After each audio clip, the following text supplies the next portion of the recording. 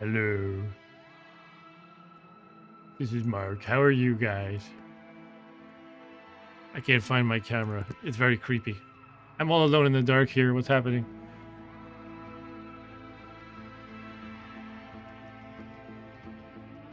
Oh, there I am. Hello. Okay, let me just finish getting set up here. Got our overhead camera ready. Pointing at nothing useful right now. We got our forward camera. Also ready. Hey, look at that lovely fellow. That's Dracula in one of his many forms.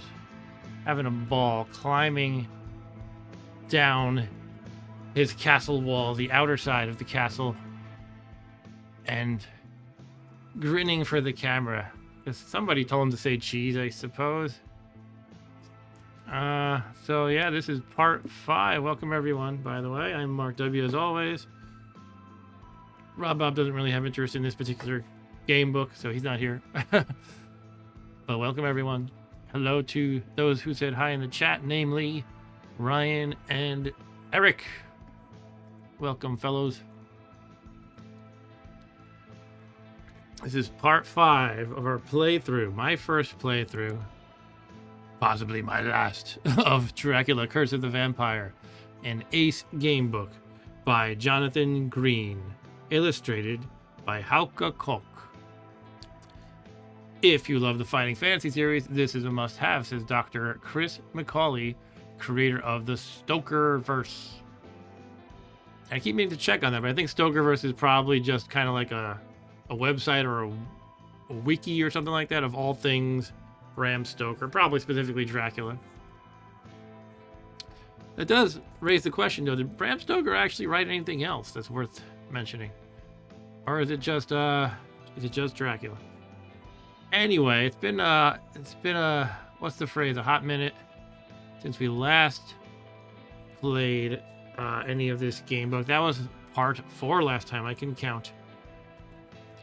And I'm gonna do my usual thing where I try to emphasize how massive this game book is. I don't think I've ever seen a game book this big.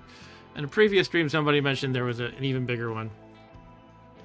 But what I like is this is based on Bram Stoker's Dracula, but it expands the story so much by letting you,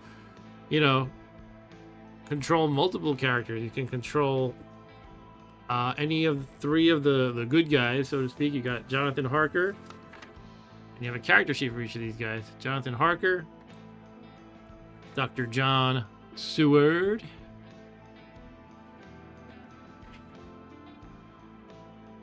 and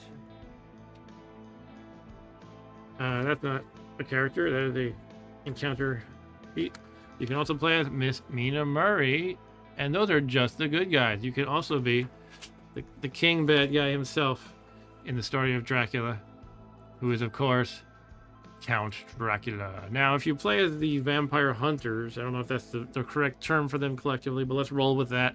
If you play as the hunters, you can switch between the perspectives of Seward, Murray, and Jonathan Harker. Murray is actually a Harker as well, because she married Jonathan sometime in the middle of the story. So we got 2 Harkers, actually. And yeah, it's really been an impressive game book. I've been mostly just hugely impressed with it, let's put it that way. It is by Jonathan Green. I almost said Jonathan Harker. No, Jonathan Harker didn't write the book. He's just in it. And he seems to do a good job capturing like old stories of various sorts, like the Beowulf one I did a while ago. And yeah, he kind of expands on it. You can take multiple paths that are not in the original source material. It's really good stuff. He tends not to be brutally difficult. A lot of game books have a brutal level of difficulty. He seems to want to focus on, first of all, let's just be clear, you can die, and it's not a cakewalk necessarily, but he does try to just let you enjoy a nice story and not like, oh, you missed this one roll, you're dead. Unless it's something like an obvious risk. Do you want to walk across this tightrope across the Grand Canyon? You can try to do so if you go to 1, 2, 3. If you go to 1, 2, 3 and it's a do or die roll, I feel like in that scenario it's It's a fair enough thing.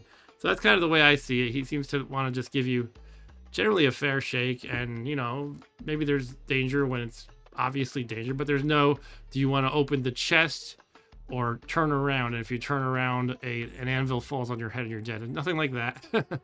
At least that I've seen from his work. He's also done a Sonic the Hedgehog game book or two. I think that's where he got his start, maybe. And he's done an official Fighting Fantasy book. Anyway, where were we? So yeah, we didn't do any stream last week, and the 2 streams before that, Rob, Bob, and I played some RimWorld. So we essentially took a month hiatus from the Dracula Curse of the Vampire series that we've been doing. But yeah, I thought let's continue today. I kind of had this little bit of a feeling that I might actually finish it today. I'm not hugely confident. I don't know. I have this feeling that things are starting to ramp up in danger, and maybe something can happen that we either die or win. I don't know. Maybe it's too soon for victory. But the last thing we did was I had to look at the end of my last stream, the archived version of the stream, the video, in other words, just to see. And what we did was we fought a bunch of these what were essentially zombies called Strigoi. And the Strigoi were in the crates that carried the dirt, the soil that Dracula must have to rest in every night. You know, it has to be his home soil. So he moved to London, or England in general. I don't remember if it's specifically London. I think just England in general. I don't know. Some other place in England. And yeah, he carried, you know, he brought all these crates, something like 24 of them, and they're all full of his soil from Transylvania.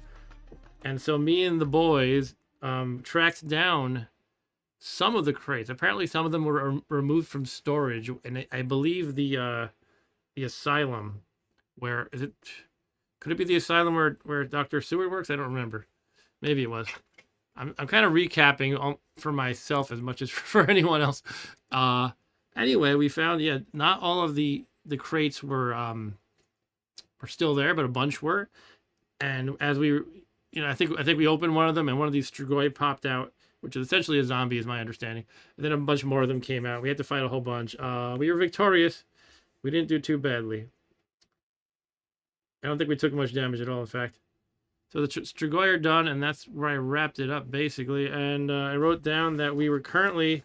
Now, again, you can change characters, right? So we were currently playing as as Mr. Jonathan Harker, who you can see, he has a well-worn character sheet. So we probably played as him the most. And he's got the most stuff.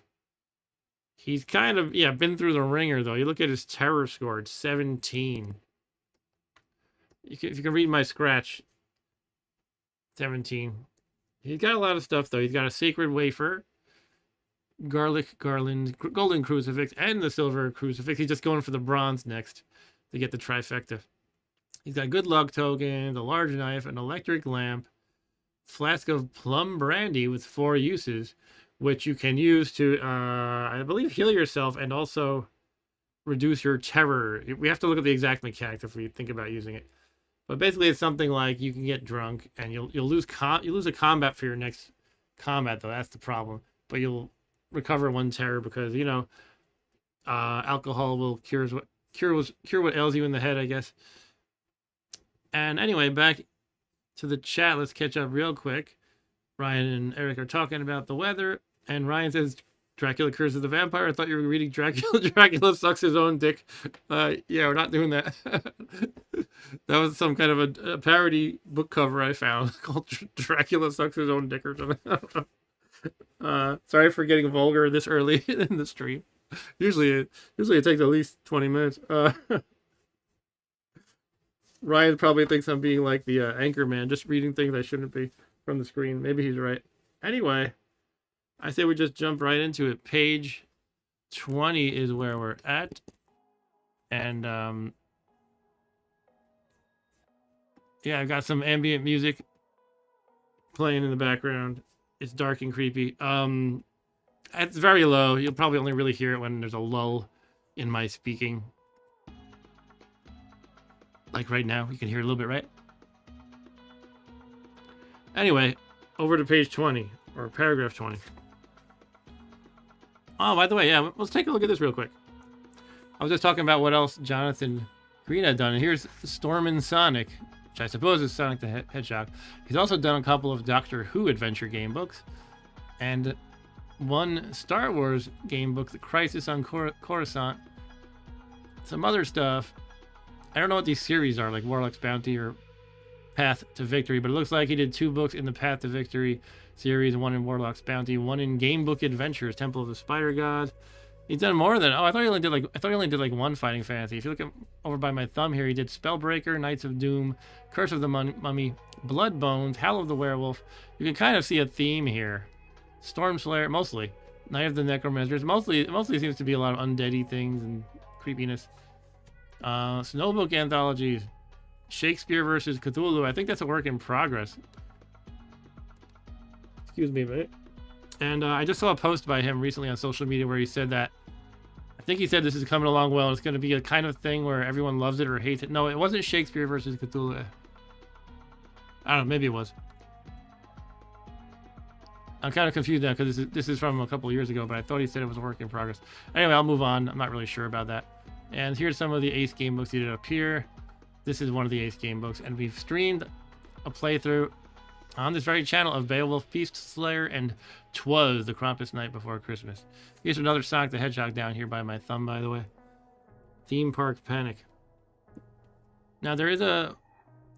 Everybody here, I hope, is familiar with the Internet Archive, aka archive.org. And they have a whole sort of, archive of game books. And you can just use the browser that they provide. The browser within your browser, the book browser within your web browser. So I'm thinking I could actually just play some random game books right via that at some point. Anyway, let's stop talking and get to paragraph 20. But Ryan said something. Oh wow, Doctor Who game books, awesome. Though I'd rather them be choose your own adventure without needing to keep track of stuff with a pencil and paper. Okay. Do you like the more basic ones, basically? Choose your own adventure. There's a what did I play? The Cthulhu game books I have are mostly like that, just kind of like choose your own adventure. I should revisit one of those. I did a stream of At the Mountains of Madness once. About how long ago was that? Sometime last year I did it. Anyway, once again, I think we're in the asylum where the crates of Dracula's soil have been stored, and we found a bunch of zombies in them called Strigoi. It's some kind of specific, a term specific to some language or culture. That basically means zombie. In my understanding, in my imperfect understanding. All right, so number 20, the asylum is silent when your party returns, save for some poor creature who is screaming away in one of the distant wards, and a low moaning sound coming from another wretch's room. The poor soul is doubtless torturing himself, after the manner of the insane, with needless thoughts of pain. You tiptoe into your own room and find Mina asleep. She is breathing so softly that you have to put your ear down to hear her, to hear it. She also looks paler than usual, and you hope the meeting tonight did not upset her too much. You settle down to sleep on the sofa, so as not to disturb her.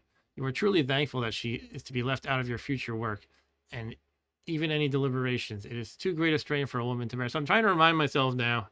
I remember there was definitely a scene where we basically said she has to stay at home and not go on this adventure with us. And yeah, it's coming back to me now, basically. But was that before or after the Strigoi? I don't remember. I think it was before. It is only to be expected that you would oversleep, for the previous day was a busy one, and the night had no rest at all.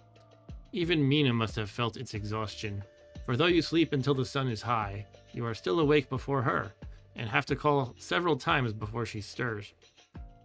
Having breakfasted, you leave your wife in Dr. Seward's safekeeping, and set off for London once more, determined to find out what happened to the 21 boxes that were missing from the chapel of Carfax House. Right, there was a chapel at Carfax House. Carfax House is the asylum, and 21 were missing, which is quite a lot. That seems like more than enough for Dracula to have his lovely naps and take his naps. We destroyed, I don't know how many. Maybe another, like, dozen or so. I don't know. Not enough, basically. Okay, there were 50 boxes altogether. It says on the next page. We destroyed most of them. A small majority of them. That's something, I guess.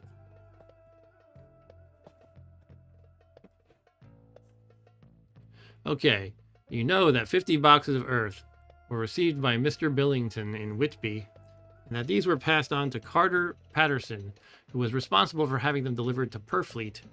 The question is, who then took 21 of those boxes away again, and where did they take them? The vital clue required to solve the mystery is amidst Mina's transcriptions of Dr. Seward's phonograph cylinders, specifically in a report made by his colleague, Dr. Hennessy. Yeah, so to recap that a little bit,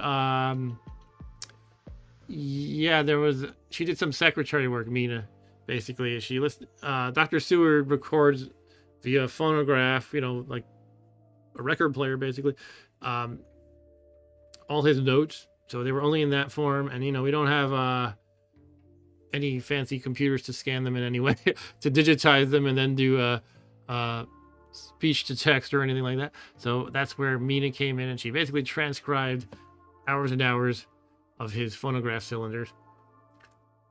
And now we can search them using Control F. No, using our eyeballs. All right, using a SQL query, perhaps. The carriers who came to take the boxes away were involved in an altercation with one of Dr. Seward's patients, who had managed to break out of the asylum. Thankfully, Dr. Hennessy took their names and addresses, in case they might be needed.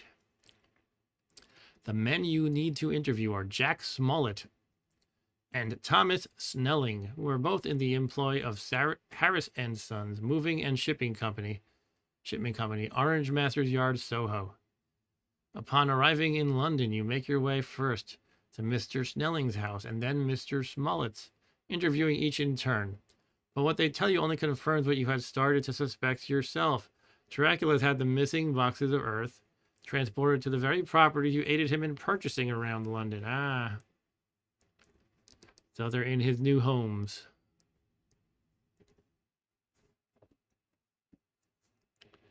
You return to Purfleet later that evening, much to your wife's delight. After dinner, while you meet with the others again in Dr. Seward's study to discuss developments, Mina retires to bed, complaining that she feels terribly tired, the poor dear. Your meeting is soon interrupted, however, when a wild yell from the ward below brings Simmons, one of the hospital attendants, to Dr. Seward's study. "Come quickly, doctor," he says breathlessly, having run here as fast as he could. "Excuse me. It's Renfield. He's been involved in some kind of an accident." Oh, Renfield in an accident. Does anyone care? Now. 676.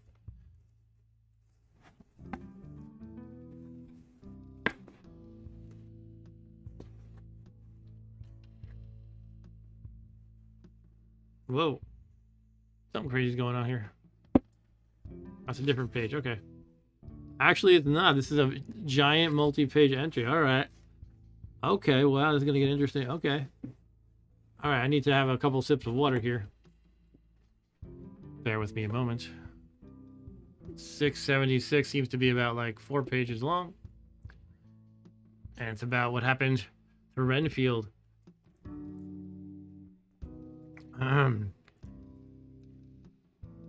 Renfield is lying in his cell in a glittering pool of blood. It is immediately apparent that he has received some terrible injuries. His face is horribly bruised, as though it had been beaten against the floor. "I think his back is broken," Simmons says. "See, both his right arm and leg and the whole side of his face are paralyzed, but how such a thing could have happened is a mystery to me. He could have damaged his face like that by beating his own head on the floor. I saw a young woman do it once at the Eversfield Asylum, before anyone could lay hands on her. And I suppose he could have broken his neck by falling out of bed, if he got in an awkward kink. But for the life of me, I can't imagine how the two things occurred together." Renfield is breathing stertorously,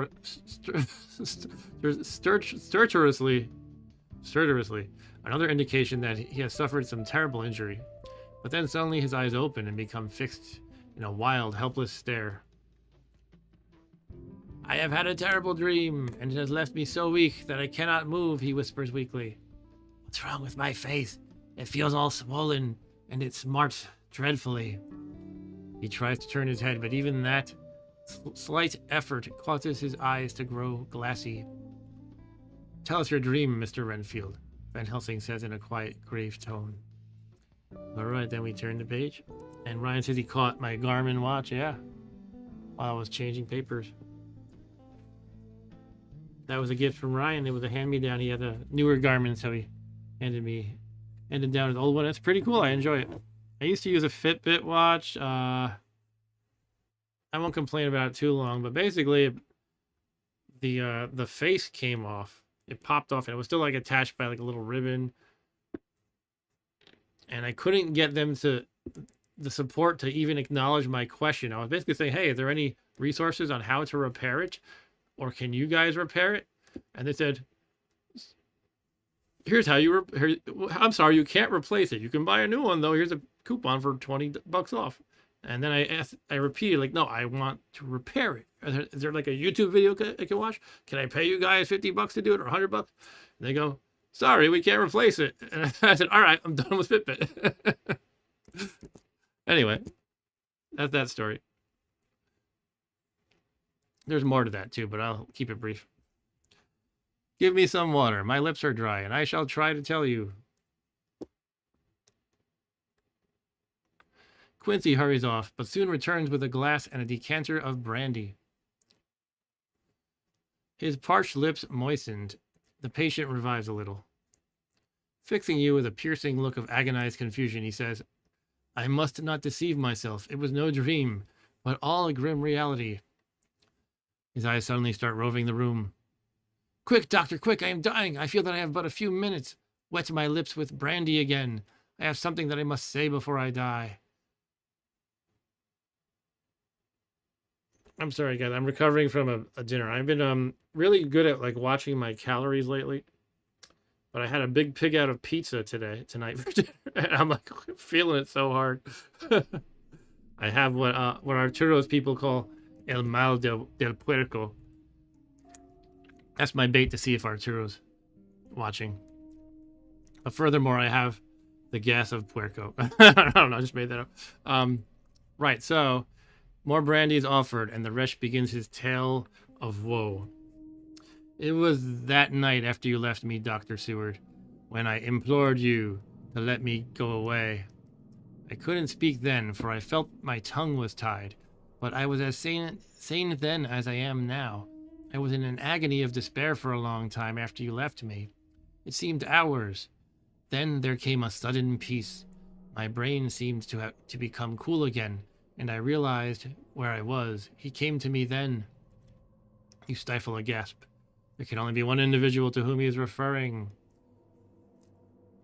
Come to my window. He came up to the window in the mist, as I had seen him often before. I like the capital H there. That's a nice touch. Usually that's reserved for like Jesus in the Bible.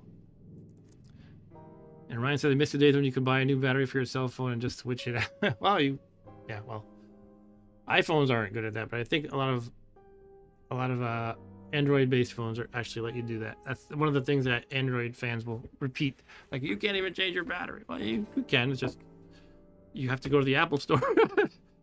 Anyway, I don't want to get into that conversation here. But yeah, Ryan did say modern electronics do not want you fixing things, replacing them. I mean, pretty much, yeah. All right, he came up to the window in the mist, as I had seen him often before, but he was solid then, not a ghost, and his eyes were fierce like a man's when angry. He was laughing with his red mouth. The sharp white teeth glinted in the moonlight. When he turned to look back over the belt of trees, I wouldn't ask him to come in at first, though I knew he wanted to, just as he had wanted all along. Then he began promising me things not in words, but by doing them. Oh, actually, Eric says, I swapped a few Android batteries, pixels, although it was quite difficult. Okay. Well, when I had a Palm Trio back in the day, it was just like, You slide open the battery cover, take the battery out, put the new one in. I still think the Palm Trio might have been my favorite smartphone. It just wasn't powerful like a modern phone and didn't have a huge number of apps and all that stuff. Anyway. Sorry for people who are actually wanting to hear the story mostly. By the way, for anyone new here, I don't know if anyone is new, my streams are kind of mostly... The game is the focus, but I also enjoy just chatting about anything with people. And you know, it's all about kind of hanging out. And BSing and stuff like that. Alright. Anyway, he began promising me things not in the words, but by doing them. How? Asks the professor. By making them happen just as he used to send in the flies when the sun was shining.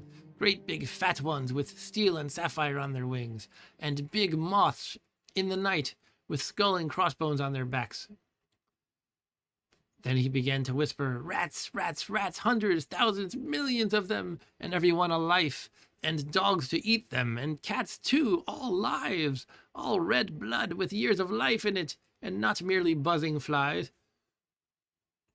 I laughed at him, for I wanted to see what he could do.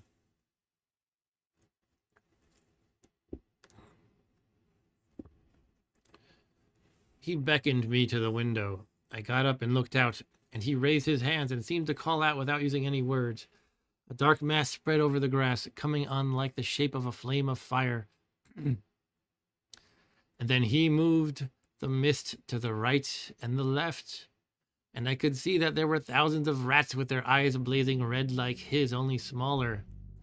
He held up his hand and they all stopped, and I thought he seemed to be saying, all these lives will I give you, I, and many more and greater, through countless ages, if you will fall down and worship me. It's all good, Ryan. Like I said, it's all about chatting. It's fun. I mean, it's a mixture of the game and chatting. Let's put it that way. So don't feel like you have to apologize or anything for chatting about batteries. All right, where were we? A red cloud like the color of blood seemed to close over my eyes, and before I knew what I was doing, I found myself opening the sash and saying to him, come in, Lord and Master. The rats were all gone, but he slid into the room through the sash, though it was only open an inch wide. Wow, he's flexible. Renfield's voice is becoming weaker, so Quincy moistens his lips with the brandy. That's the key to keeping him alive. More lip moistening with brandy. Right. He continues, but it seems as though his memory has gone on working in the interval, or his story has advanced further. All day I waited to hear from him, but he did not send me anything, not even a blowfly. And when the moon got up, I was pretty angry with him. When he slid in through my DMs, no, he slid in through the window, though it was shut, and did not even knock. I got mad with him. He sneered at me, and his white face looked out of the mist, with his red eyes gleaming. And he went on as though he owned the whole place, and I was no one. Pretty much. You're his slave now. He is your master now. And I thought that somehow Mrs. Harker had come into the room. You managed to remain silent upon hearing this revelation, although your body starts to shake uncontrollably. When Mrs. Harker came in to see me this afternoon, she wasn't the same. It was like tea after the teapot had been watered. I didn't know that she was here until she spoke, and she didn't look the same. I don't care for pale people. I like them with lots of blood in them, and hers had all seemed to have run out. Uh-oh. I didn't think of it at the time, but when she went away, I began to think, and it made me mad to know that he had been taking the life out of her. So when he came tonight, I was ready for him. I saw the mist stealing in, and I grabbed it tight. I had heard that madmen have unnatural strength, and as I knew I was a madman, it's a good logic, right? Turn the page.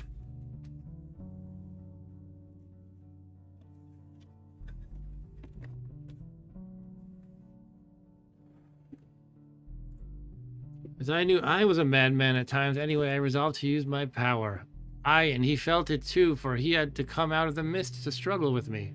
I held tight, and I thought I was going to win, for I didn't mean him to take any more of her life, till I saw his eyes. They burned into me and my strength became like water. He slipped through it, and when I tried to cling to him, he raised me up and flung me down.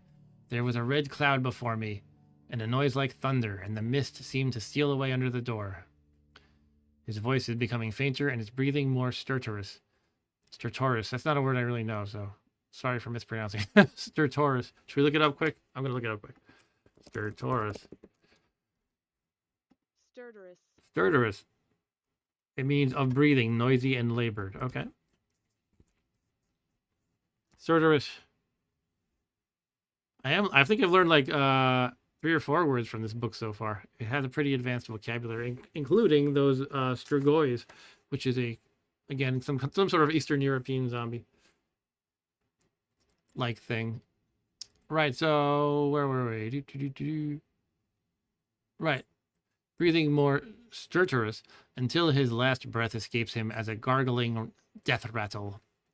We know the worst now, says Van Helsing, turning to address you all. He is here and we know his purpose.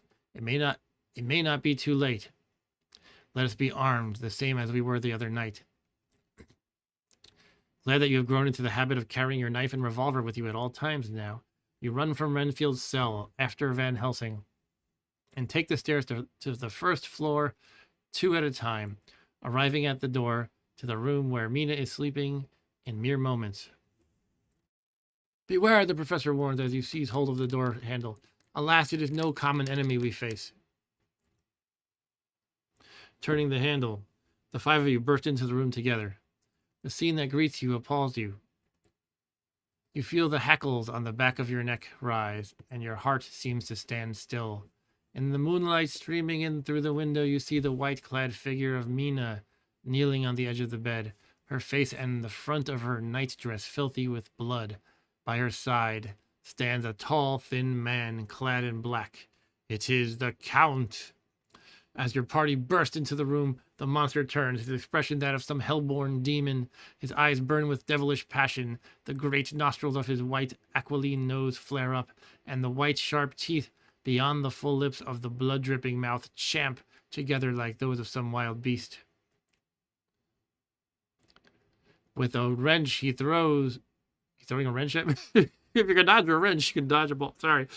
With a wrench, he throws the victim onto the bed and springs at you. Okay, here we go. Take an agility test. All right, I'm going to show you this lovely picture of what's transpiring, by the way. Don't mind my cables. I have to fire the guy who's managing the cables in this this operation, this production. So I still think he looks mostly like the Gary Oldman Dracula. If I had to pick one of the major ones, he does not look like Bela Lugosi. Does not look like that other one. I can't remember his name. 70s one. How about? All right, so there she is, and there he is. And Ryan, he does look like Ryan said he looks like Danny Trejo. That's actually quite true. Danny Trejo. Ryan said you should do a straight up choose your own adventure book some stream. Yeah, I could totally do that. I don't actually have any, but I could easily get them. Get like, what I'd like to do is maybe look into what people who are fans of choose your own adventure regard to be like the best ones, perhaps. Maybe I'll just get like 2 or 3 of them. I remember I had a Star Trek book like that once. And Ryan also says you really need to get a Vectrex stream going. It's been forever since you did it. Well, I haven't had a working Vectrex in over 2 years at this point, unfortunately. I have a week-long break coming up. That'll be one of the... I'm going to dedicate one day to fixing that thing. It doesn't mean I'll be successful, but it's kind of the thing. The problem is I just have so much time. I have trouble scheduling a time to sit where I can just say, hey, I have to do this and nothing else. Especially when there's all these, non-gaming related tasks to do in life constantly. But yeah, I'll try to make that a priority. Tried to make it last staycation I had, but it didn't happen. Anyway, we're getting kind of sidetracked because Dracula is leaping towards us. So we should probably make this agility test. I am Jonathan Harker right now. It looks like Zoltar, says Erica. Right, our agility is 9, as you see here. And all that means is we need to roll 9 or less on 2 dice. This does not seem like a roll that I want to fail. Though again, you know, Jonathan Harker doesn't seem to make his game books like you have to make this roll or you're just dead. But it's probably not going to be good if if Dracula's leaping at you, you want to duck. I don't know how else to say it. All right, so let's slide our overhead cam over a little bit. There we go. Here's our lovely dice tray. I went with purple today. And I have these vampiric themed dice that I'll use for bad guy rolls, for Dracula's rolls. For me, I'm going to use my ivory white tonight. I'm opening my case. I have these. I keep them in these Chessex containers that they came with. They're really handy, really cool. I have a whole video about my dice collection, so you don't need me to go through that again. Although I do have several more of these Chessex sets since I recorded that. Anyway, let's roll. We need a 9 or less. We have succeeded with a 6. All right, we're turning to 724 because we succeeded. Huzzah!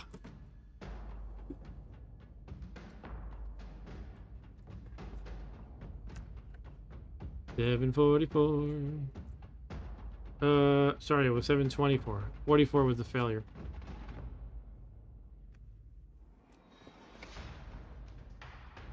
You throw yourself out of the Count's path as he lands with a snarl in the midst of your party. That's right. I keep forgetting that we have a party. It said like five of us.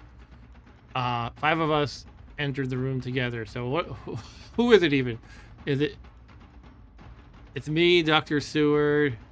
It is Van Helsing. Who's the other one? Lord Godalming or something? And one more. Is there an American dude? Quincy. All right, Quincy. Who's Quincy? Yeah, sure. I'll go with that. That rings a bell. Is Quincy Lord Godalming? I don't know. All right. Anyway, 790.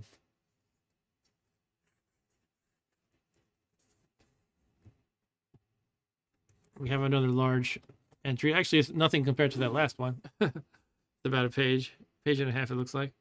790. The professor is suddenly there in front of the Count, the sacred wafer in his hand. Yeah, give him communion. You can say body of Christ, bitch. No, I don't know. Which he holds out toward the monster. Ryan says he had a sweet Bowie knife in Coppola's Dracula, and he was played by the Rocketeer. Oh, that's cool.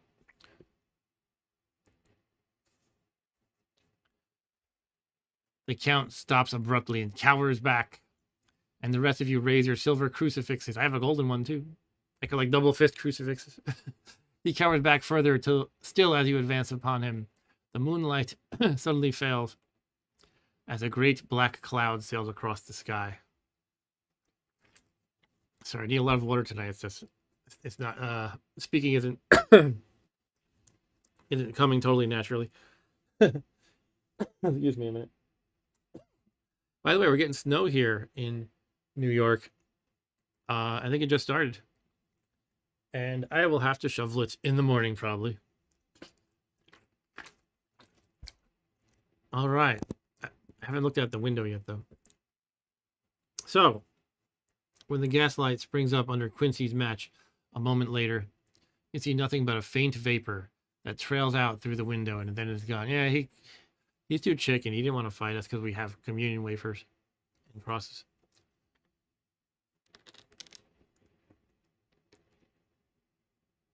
You rush forward to help Mina, who suddenly gives a scream so wild, so ear-piercing, and so despairing that it breaks your heart to hear it. You gather her up in your arms, and for a few seconds she lies there in helpless disarray. Her face is of a ghastly pallor, which is only accentuated by the blood that smears her lips and cheeks and chin. From her throat trickles a thin stream of blood, and when you look into her eyes, you see that they are mad with terror.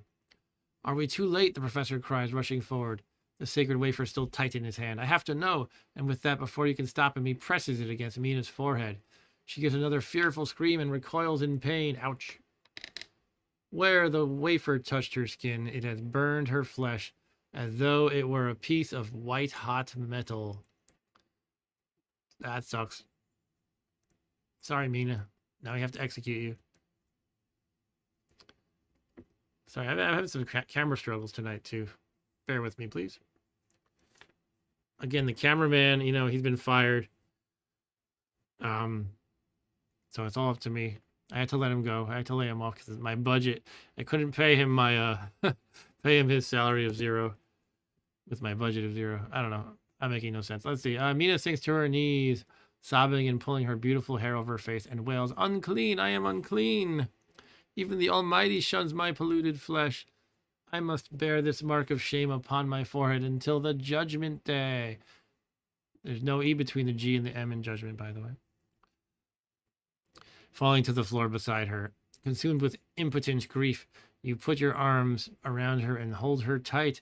For a few minutes, your sorrowful hearts beat together, whilst your friends turn away, their eyes running with silent tears. Oh my goodness.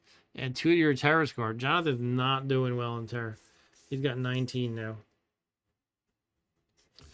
I might have to start erasing my checked off terror markings. I like to kind of just check them off rather than erase every time. Otherwise, you kind of wear a hole through the paper. And also, you get to see sort of a history of how it progressed, which I think is neat. But at some point, usually you have to do that. But yeah, 19 terror and 6 blood point. Ooh. So the blood point is kind of a global thing. It's not tied to any particular character. And it just represents how powerful Dracula is. And right now it's at 6. You can see again the progression went something like 2, 3, 6, 5, 3, 2, 4, 6. But now we have to add another 6, which takes us all the way to 12. So this is by far the most dangerous Dracula has been throughout this entire playthrough.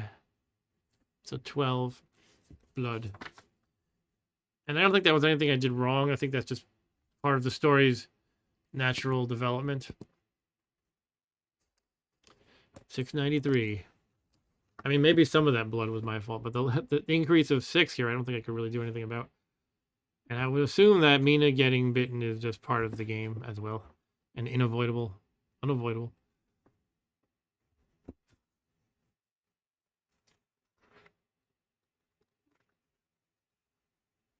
Speaking of actors, I heard today that from Day of the Dead, the 3rd George Romero zombie movie, one of the main actors died of COVID. He was the actor who played Miguel, who was the boyfriend of the main character, Sarah. And he's like a soldier who's losing his mind due to exhaustion and stress. But yeah, the actor died of COVID. Like I don't know if it was today, but I got the news today. And the actor who played his girlfriend posted the news today. So it might have been, who knows, yesterday or the day before, or I don't know.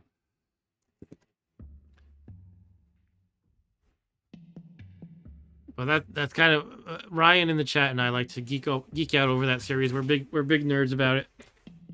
Big fanboys. You know, Night of the Living Dead and all that. Anyway.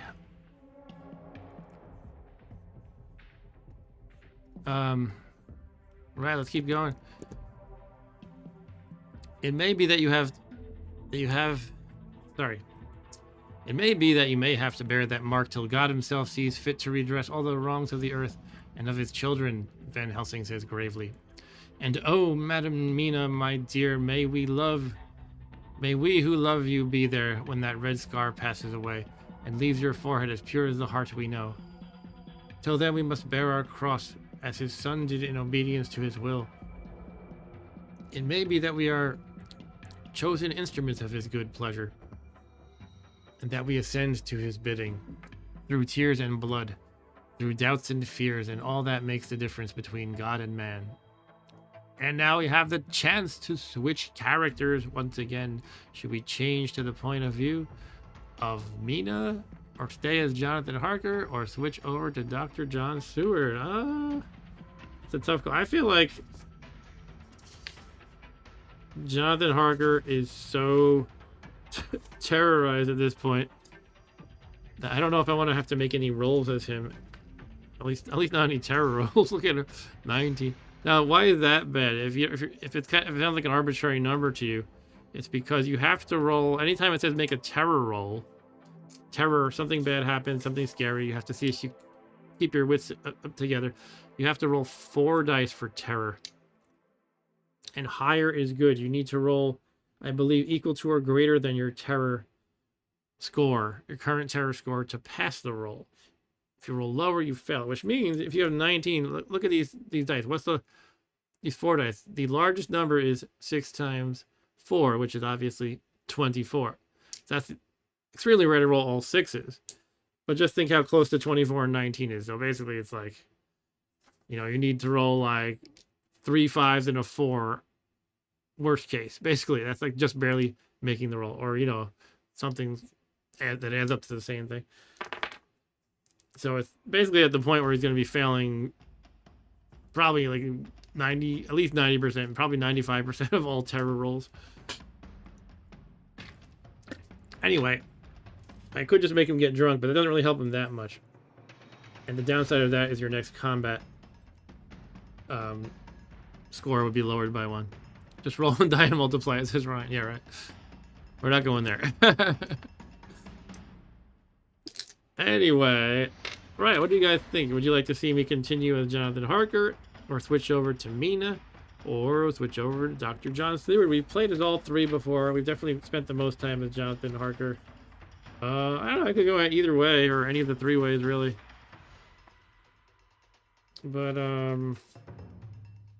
don't know, what do you do with Mina? Mina's supposed to be staying at home, and now she's bitten and staying at home.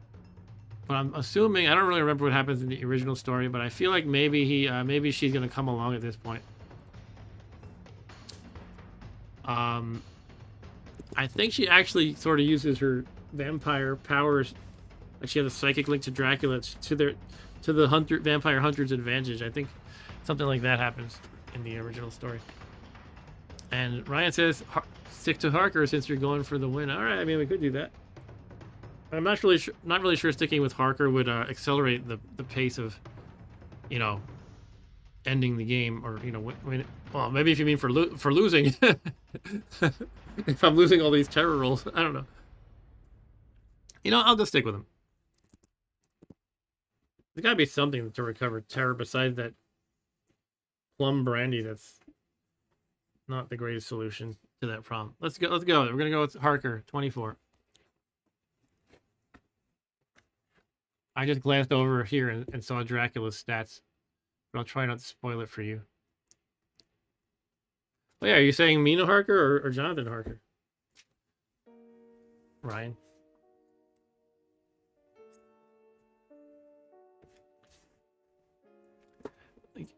I just dropped one of my character sheets on the floor and I can't find it.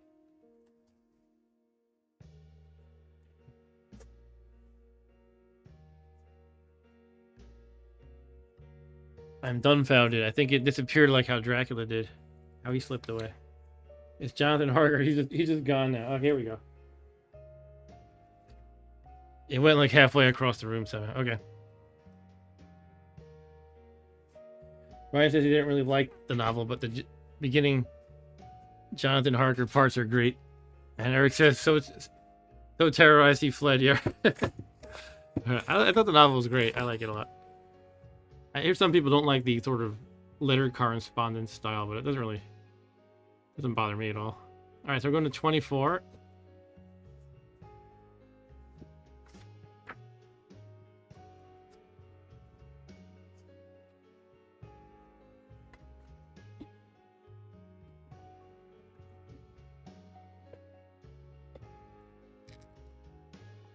And I never got around to reading Dracula until I'm gonna leave the headset off. I don't really need to hear the music until when I guess it was 2010, and I had just started a new job, and I would commute by train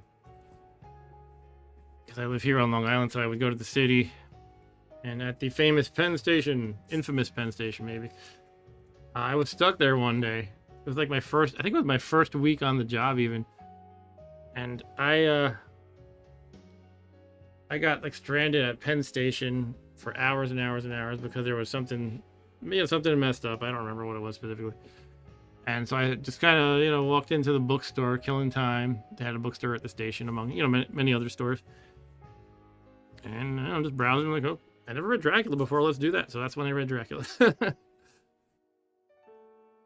Then also when I got on the train, like, I think it was the next day, I was sitting there reading Dracula because I didn't finish it in that one day. And the funny thing was, sitting next to me was a cop, and what was he reading? Twilight. So I just thought that was kind of funny. Maybe there's some strange symbolism there. Me reading Dracula while a cop is next to me reading Twilight. I don't know. He was in uniform and everything. All right. So the penis mitre said. That's right. By the way, for those who might not know, the penis mitre is kind of a special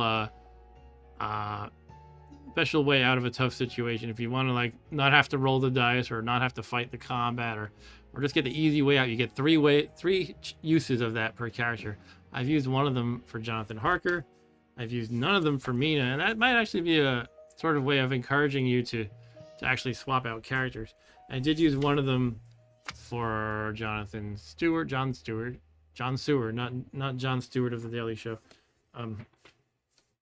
Right, but anyway, we're continuing as Jonathan Harker. Focus. Hey, who's the guy manning the focus here? All right, there we go. There is no time to lose, and your situation has become even more desperate. As the longer you take to find the remaining boxes of Earth, the greater the risk that your poor wife could become like poor Lucy Westenra, or one of the weird sisters you fell prey to whilst imprisoned within Castle Dracula.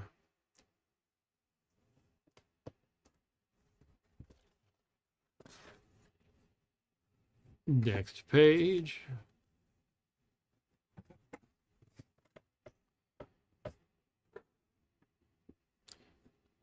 Fortunately,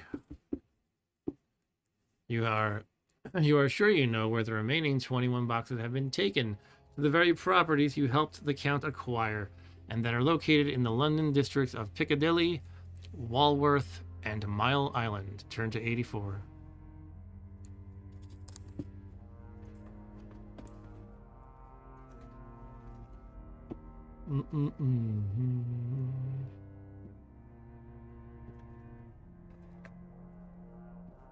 Should we split up? And each of us goes to one of those places? Surely nothing bad would happen if we split up. But yet time is of the essence, so it might not be the worst idea. I think the house in Piccadilly is key, Professor Van Helsing says, when the six of you meet again later that morning. In the study... I'm thinking, wait, there was 5 of us before. Okay, I guess we got Mina with us now, and that's why we have 6. In the study that has become the vampire hunter's makeshift committee room. He must have many belongings hidden somewhere. And why not somewhere so central, so quiet, and from where he can come and go by the front or the back at all hours? I think we should search there. But what of the properties in Walworth and Mile End? Asks Arthur. We cannot risk leaving any earth for that old fox to run to. Professor, if you would go to the house in Piccadilly, I volunteer to search the Walworth address. Then I will visit Mile End, says Quincy.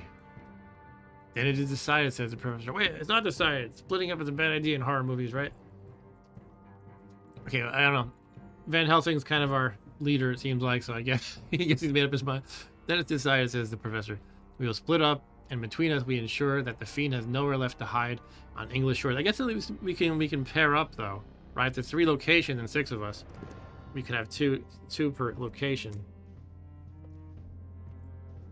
Although, you know, we should be a little bit skeptical of Mina if she's been bitten.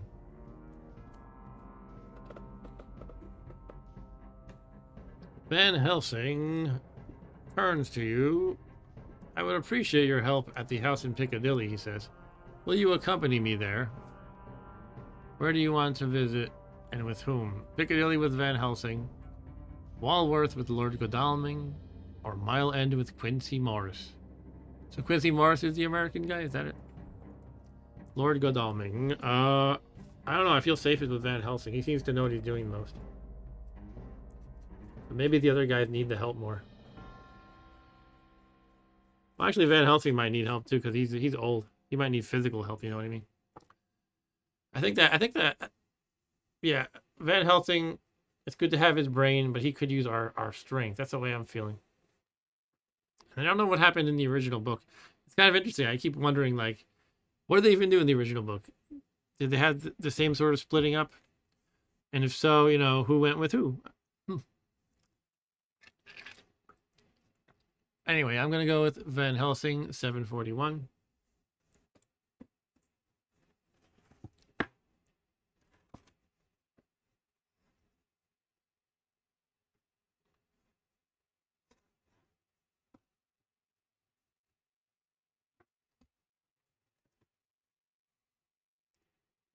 I'm not fighting the cloud of bats. We're ducking down our camera here. I will go with you. Sorry, I was using my Keanu voice. I will go with you, you tell the professor. Is that much better? And a broad smile spreads across his face in response.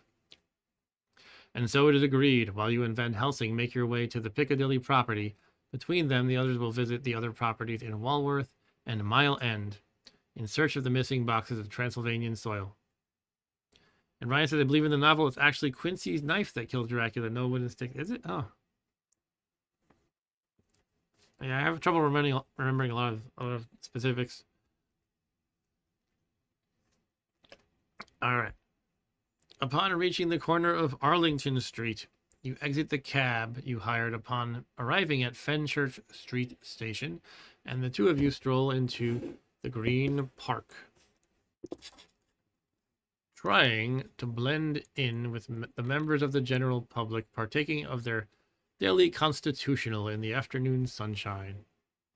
Your pulse quickens as you catch sight of the house on which your hopes are centered. It looms grim and silent in its deserted condition amongst its more lively and spruce-looking neighbors. Choosing your moment, you and the professor approach the front door. I thought I was going to say you sneak in through a side window. It's like, nope, you're going to knock on the front door. No, we're not knocking, apparently. We're taking out a bunch of skeleton keys and selecting one. Van Helsing slides it into the lock. After fumbling about for a bit, he tries a second and then a third. At the fourth attempt, all at once the door opens at a slight push, and the two of you enter the hallway beyond. The place smells vile, like the old chapel at Carfax. Ah, that sounds promising. Smells like the dirt, right? A staircase ascends and descends through the Piccadilly property. You decide to split up. Oh, great. We're splitting up amongst our splitting up. No, I like the idea of we should never split up beyond two people. I mean, come on. You know, get each other. Two people are very, you know, a lot better than one person. Anyway. So, you decide to split up so that you might search the house more quickly. Where will you begin your search? The basement, the ground floor, the first floor, the second floor, the attic? I mean, I would figure, just offhand, if I were going to hide some important things that I don't want anyone to see, I'd probably put them in the attic or the basement. So, maybe we should start at one of those. I mean, it could be a surprise. The basement sounds scarier than the attic for some reason. But let's, I'm going to start at the attic. Let's go to 323.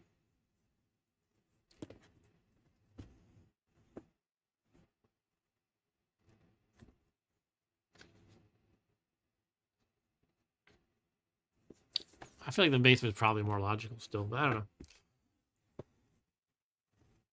I'm being illogical, I guess. 323. Climbing all the way to the top of the house, you enter the cramped attic space. There's more furniture here, kept under cobwebbed dust sheets, and you can make out where you are going quite easily as light enters through the loft. Okay, that's not where he wants to be then, right? Vampires don't want to be in a place with light creeping in from the windows. Anyway, you can make out where you're going quite easily as light enters the loft through a series of smeary windows. You dare risk lifting a few of the sheets to see precisely what it is they're enshrouding, but you find only chairs, occasional tables, and bookshelves. As you were about to go back downstairs, something fluttering against a window in the far corner of the attic attracts your attention. Well, we got a bat here. Do we want to get a closer look at the bat or just go downstairs? It might not be a bat. It could be something to throw me off. It could be a lovely bird. Anyway, yeah, if you want to take a closer look, turn to 293. If you would prefer to go back downstairs and search somewhere else, turn to 273. What do you guys think? 293, 273. Check out the fluttering thing, or just get out of here. That's our choice. Those are our options. I'm curious about the thing. It could just be a red herring, or it could be a direct encounter with Dracula. If it is Dracula, he wouldn't be in the sunlight, though. I mean, it said the sunlight's creeping in through the windows, right? Yeah, it can't be him then. So it's either one of his minions or a red herring kind of a thing. Well, is there anybody in the chat stating an opinion? No? Okay. So I will make a call. I'm kind of curious. Let's check it out. I'm curious. I'm letting the curiosity get the better of me. 293. Ryan says 293 as well. Okay, so we're doing it.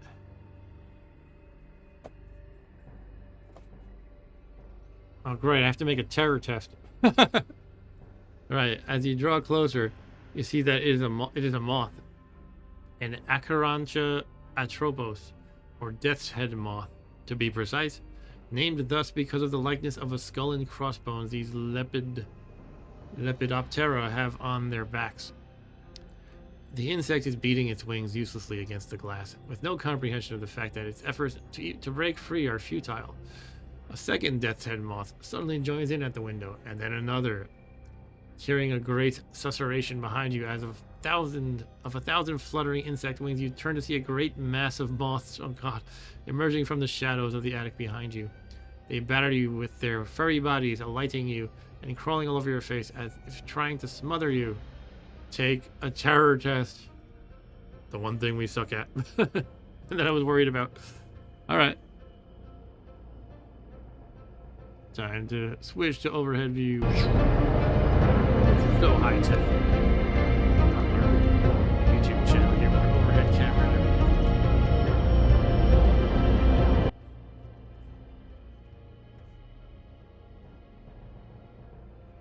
Alright. So here. Yeah, did you like that? Zooming around and everything, Ryan? Alright. 4 diets. We need again, we need to beat or match or exceed our terror roll of 17. Oh, what is it? Can you hear the music? Hold on. I put it so low. But I guess maybe it got louder. Let me hear what's playing. Why can't I hear it? There we go, I hear it. Okay. I heard like a cymbal crashing or something. Alright, so let's do it. I'm gonna get dramatic and roll 1 die at a time. If any of them is a 1, then that right there. No, not necessarily. I was gonna say if there's any 1, then I can't pass it. But that's not true because I could get a 1 in all 6s. Anyway, I'm gonna hope for all like 4, 5, or 6s. 3 is already not a great start, but okay. Another 3. Okay. So the other 2 are 6s. Do I pass? No. Okay, so that's that. It was loud for a second. All right, so the music was loud. Okay, this is the worst roll ever, isn't it? Okay, that's a 10. Womp womp. I'm gonna freak out over the moths and probably scream and make a lot of noise and alert everyone. Alert Dracula, I don't know. Or jump out the window in fear or something. Anyway, if you fail the test, turn to 374.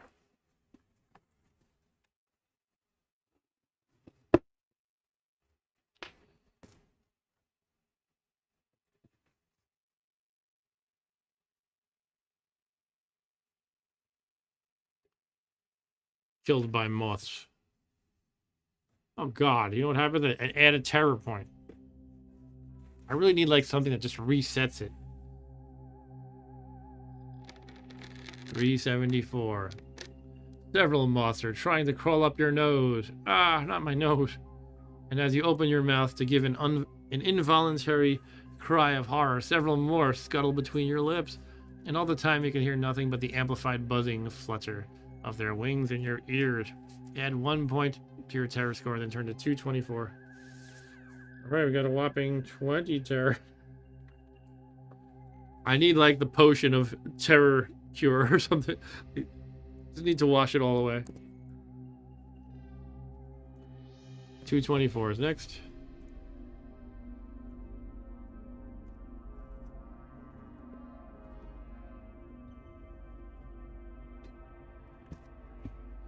Brushing the moths away from you, you rush back down the stairs and are relieved when the insects do not follow. Turn to 273. Every time I find like something like that, like in other words, you you can leave the room you're in, or you can check out the thing, and then you check out the thing, and then it says after resolving that, it goes go to paragraph 273. Now I always think about, wait a minute, was my first option to avoid exploring the thing, was that just going to 273? So essentially, did I just you know, kind of waste my time, so to speak, or just have a bad thing happen and now I'm on the same course again? Or am I on a different course? I'm probably on the same course again, I would guess. Anyway, choosing somewhere you haven't been already, where do you want to explore next? Well, just going from in one sense, I feel like I should just keep going down gradually, one floor at a time. At the same time, I feel like the basement is a more logical place for this dirt to be hidden in. But let's see. I don't know. Really, it just kind of take a while. I guess I'm gonna go like gradually. I'm starting at the attic, and I'm gonna go down one floor at a time. Apparently, Van Helsing is, I don't know what he's doing. I don't seem to be coordinating with him, but we're gonna go one floor at a time from the attic. That's what I'm doing. So 434 is the second floor. We need mothballs there. Yeah, that would be good. Or some raid bug spray or something.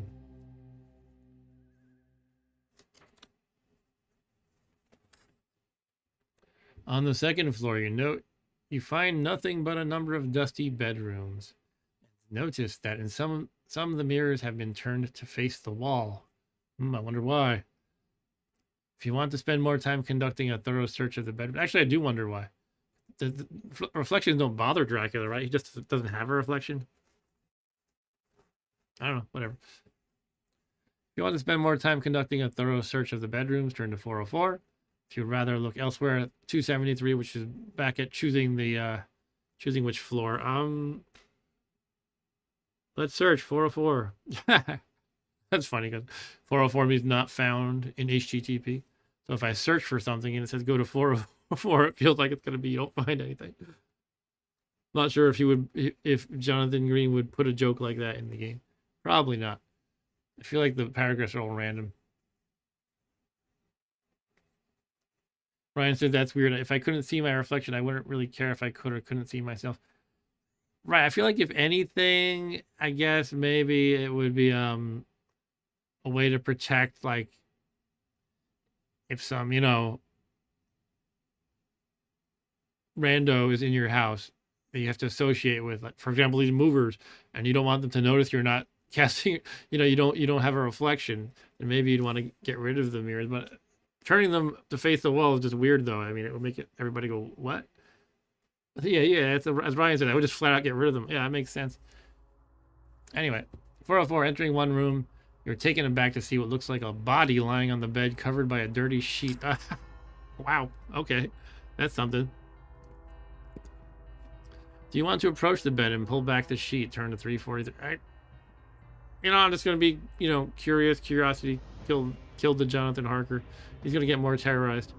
27. We can go back to 273 and select the floor again, but I gotta check it out. 343. I'm that dumb. Oh god, add to your terror point. Oh my god. Your heart thudding within your chest. You draw back the sheet. You cannot stop the gasp of fear that escapes your lips as you lay eyes upon the wizened thing that is lying in the bed. In the brief glimpse you take in before you flee the chamber in horror, you believe it is the body of an old man, but it looks like it has been entirely drained of blood. In that split-second look, you see the contours of the skeleton beneath the emaciated husk of the man quite clearly. Add 1 point to your terror score and turn to 273. Alright, let me add that terror. Maybe I should just drink the stuff. Did I just drink the stuff? I keep debating because, like, on the one hand, I'm just gonna fail this roll anyway, all the time. So what does a little increment do? On the other hand, I don't know, maybe every little bit helps. Actually, I should look up, if you hit 24 terror, do you just die? I'm not sure if that's the case. I don't think it is, but I just had that thought for some reason. Let's check it out. It might just be the max you can get. But if it is you're just dead, then maybe I want to you know, do something about it. All right, so let's see. Terror. Okay, here it says your terror. It's a measure of how scared a character is. Blah blah blah.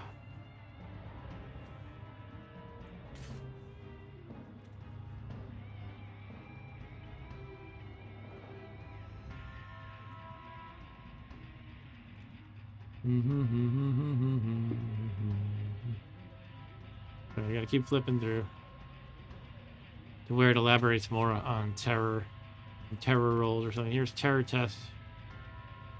Please note your terror score may not drop below 0 and may not exceed 24 points. Alright, so basically there's a point at which I can't get any worse, but I don't die. So that's good.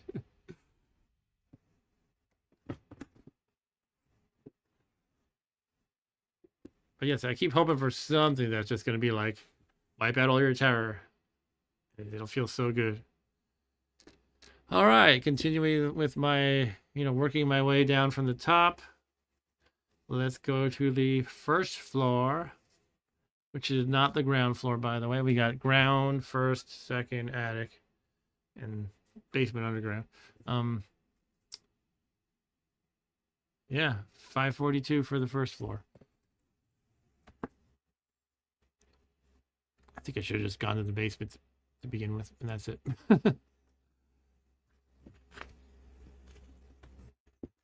Is this like Pirate Eddie from Iron Maiden? Cool.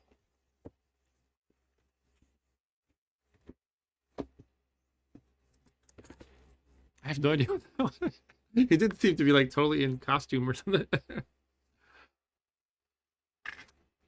In his pirate costume. I guess he was a pirate. Or some kind of a sailor or something. Right then, most of the rooms on the first floor are empty. A few pieces of furniture you do not find draped in heavy dust sheets. However, at the back of the house, you come upon a study that looks like one of the cabinets of curiosity that were popular a century ago. Come see the cabinet of curiosity. A large glass-fronted piece of furniture that is a cross between a display case and a bookcase dominates one wall, and in front of it is a desk piled with papers that is as cluttered as the cabinet. You see animal skulls, intriguing fossils, geodes, pieces of meteorite, polished fans of coral, West African carved figurines, and a plethora of other curios. If you want to enter the cabinet of curiosities to take a closer look, or go back to 273, let's rack up those terror points. Let's do it. 523. We're going to check out the cabinet of curiosities. I need to max it out.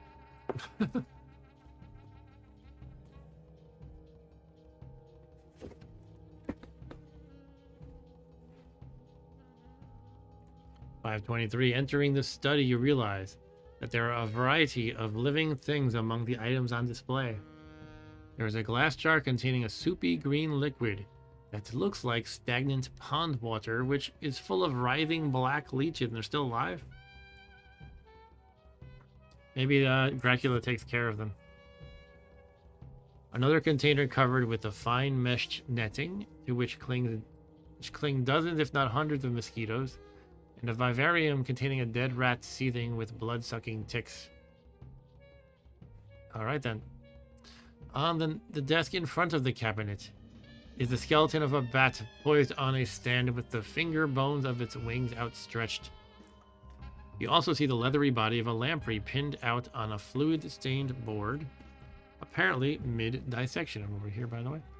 In addition, there is a pile of newspaper clippings and a black velvet bag embroidered with gold thread. But it is what you see resting on the floor under the table that fascinates you the most. It looks like a large fish tank, but you can see nothing through the inky water filling it. Do you want to flick through the newspaper clippings? 484. Examine the black velvet bag. 454. Take a closer look at the fish tank under the table. 504. Or leave the study and search elsewhere, which is back to our familiar floor selection paragraph. 273. I don't know, it kind of mentioned the fish tank really catches my eye, so I feel like I should check that out. And what did it say about the black velvet bag, though? Embroidered with gold thread. Okay. Pile of newspaper clippings. I always start with the newspaper clippings. That seems like a cool thing to gather info from. Newspaper clippings are always valuable, right? Or maybe it's just a clipping of a Garfield comic strip.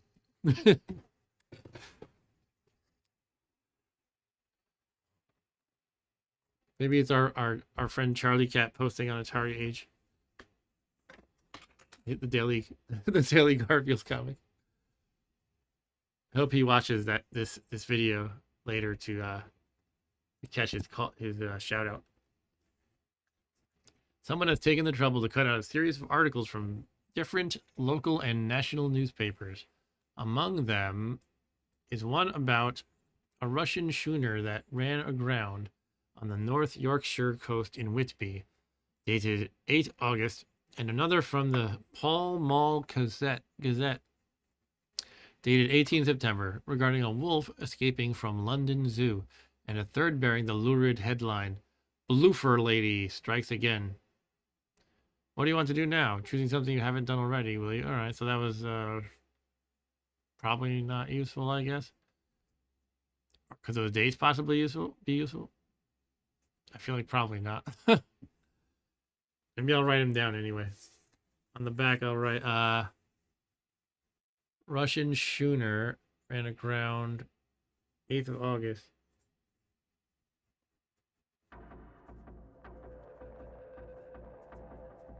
I'm just going to write the keywords.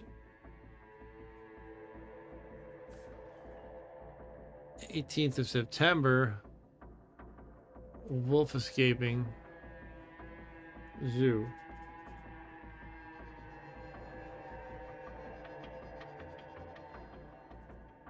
And what's the third thing? A third bearing the lurid headline, Bloofer Lady. No date to that one.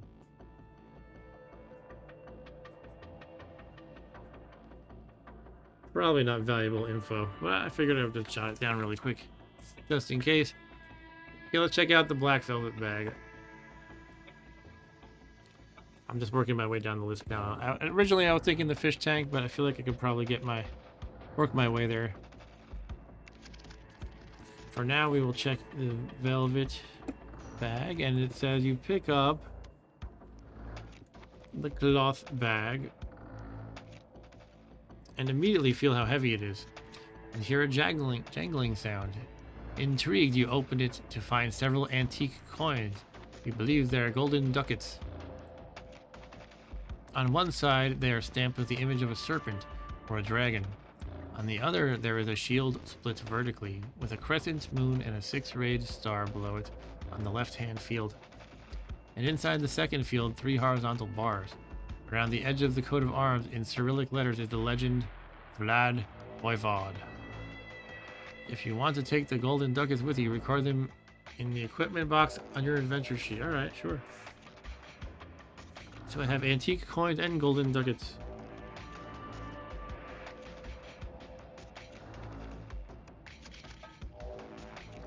So they're from when Mr. Dracula here used to be a big shot. Whatever his title was. I guess Voivod is his title. Was his title. What will you do now? Choosing something you haven't tried already. Alright, let's get down to the fish tank that had caught my eye. so curiously. 504.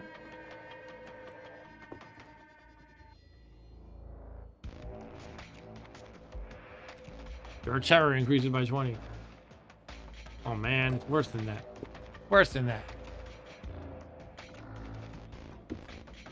Getting down on your hands and knees, you peer over the rim of the fish tank. The stink of filthy water makes you recoil just as something launches itself out of the tank straight at you. The thing is composed of a gelatinous crimson body and 8 arms connected by a webbing of skin. Having no warning of the creature's imminent attack, it manages to latch its rubbery limbs onto your sword arm, and you cry out in pain as the rows of fleshy spines that line each one dig into your skin. Boo! You manage to pull the horror from you with your free hand, and it plops back into the tank, sloshing water over the floorboards. Whatever the creature has done to you leaves a lingering, tingling numbness. Deduct 2 endurance points and 1 combat point. Oh man. Losing combat always sucks. Now I have 8 combat and 15 endurance. It is then that you notice a smudged label on the side of the tank that reads Vampiratoithus Infernalis. Okay. Not wanting to fall foul of the vampire squid from hell a second time, you decide to vacate the study as quickly as possible and look elsewhere. 273. Okay, so that I got the golden ducats, but that was terrible. At least it wasn't instant death. Alright, so now once again we can choose our floor, and I'm working my way down. So we're now on the ground floor at 253.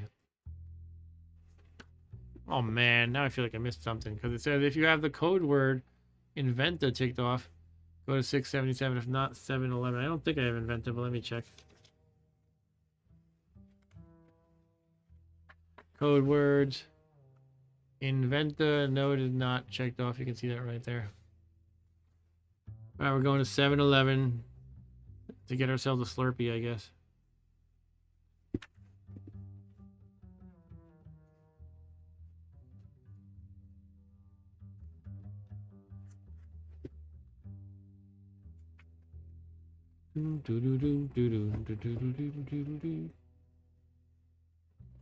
$7-11.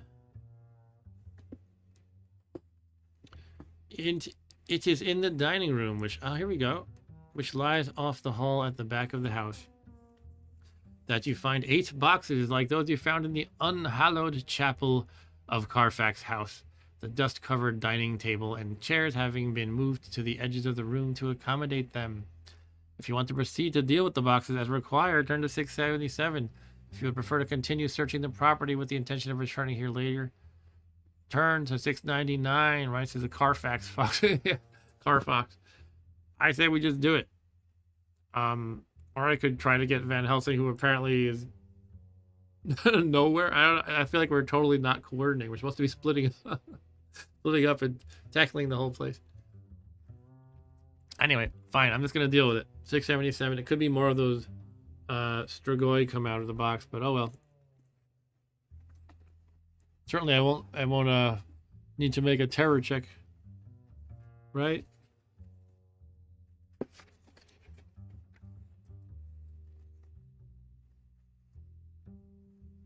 Oh, good. The professor joins me. Oh, good. It says add 1 point to your terror score.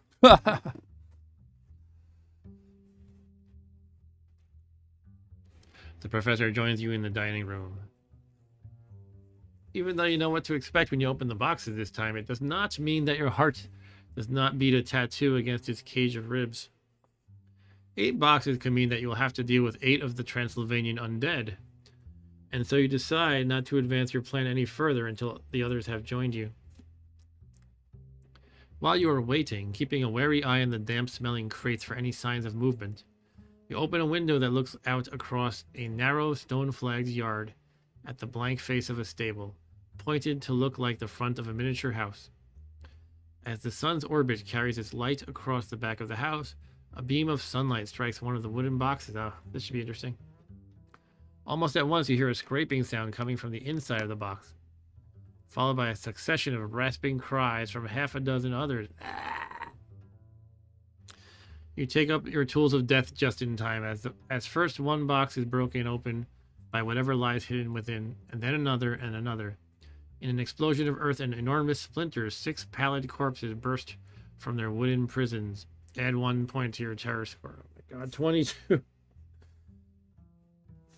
Alright, so it feels like well, I have a choice here. Do I use the pen as mightier or not?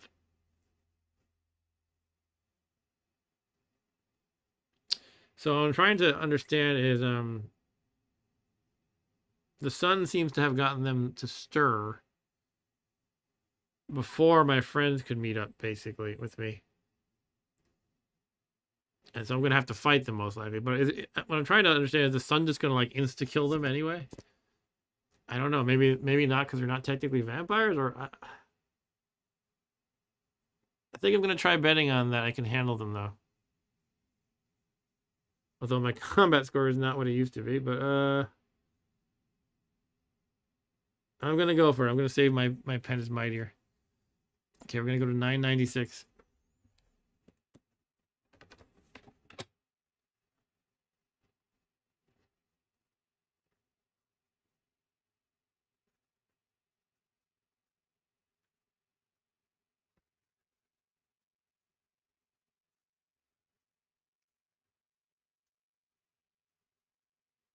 That's interesting. It's true. You know how Kickstarter, you often have like a ranking 996. Let me remember that. There is one category for Strigoi. That actually seems to be the one with the most people, perhaps. Unless I go on to the next page and find more. Yeah, I think it is the most. Anyway, 996. Okay, I gotta fight 3 Strigoi. Well, I'm not the badass in combat that I was before, but I think I can hopefully handle them. You do not have the benefit of waiting for the other vampire hunters to come to your aid, and so you and the professor prepare to battle 3 of the rotten horrors each. So we each have to handle 3. It's a case of kill or be killed. In this battle, you have the initiative, but you must fight the 3 Strigoi at the same time. If you manage to dispatch the trio of Transylvanian terrors, turn to E56. Okay, so the math here is... It's actually still on my side pretty good. My combat, once again, is 8. Having the initiative means I add 1. So I basically have 3 more than the first one, 2 more combat than the second, and 3 more for the third. So it should be good, although, you know, a bad roll could mess me up. And Ryan has to peace out. All right, see you, Ryan. Thanks for joining. I'll see you next time, I'm sure.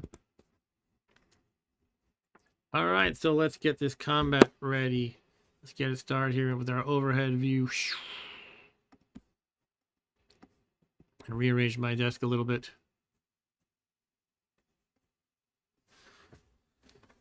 So we're going to take our special combat sheet, whatever it's called, the encounter boxes sheet. And we're going to write 3 Strigoi. Can I zoom in with this particular camera? Oh, looks like not. Sorry.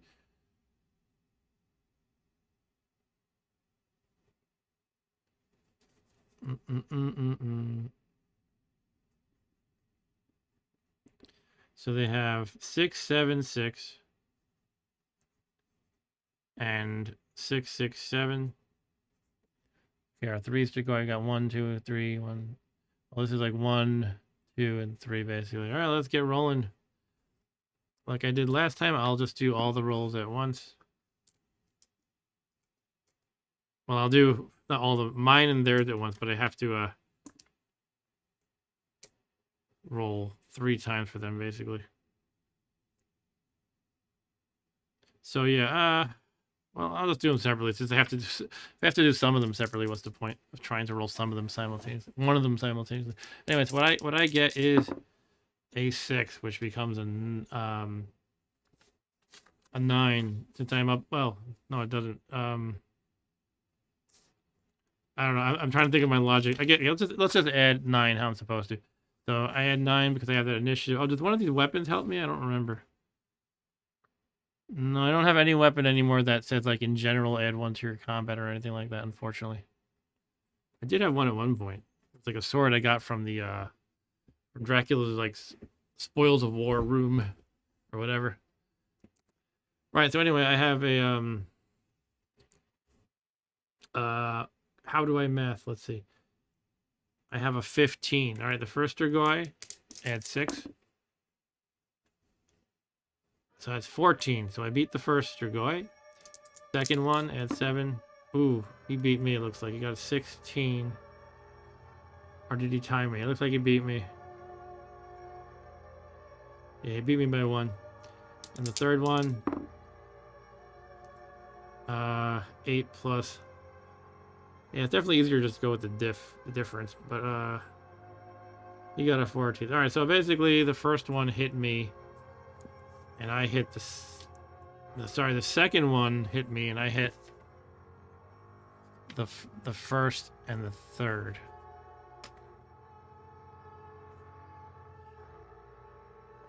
So I take 2 endurance of damage, and I'm down to 13.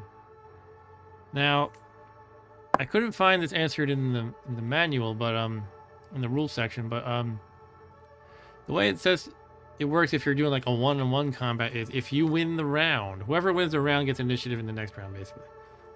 But my sort of house rule, because I don't think it said clearly, I remember looking this up and couldn't find any answer, is that if you're doing a multiple combat, like in other words, you're fighting multiple enemies, go with the majority, right? So if you win against the majority of them, then you have the initiative. If they win the majority, then they have the initiative. That's what I'm going with. That's my story, and I'm sticking to it, etc., etc.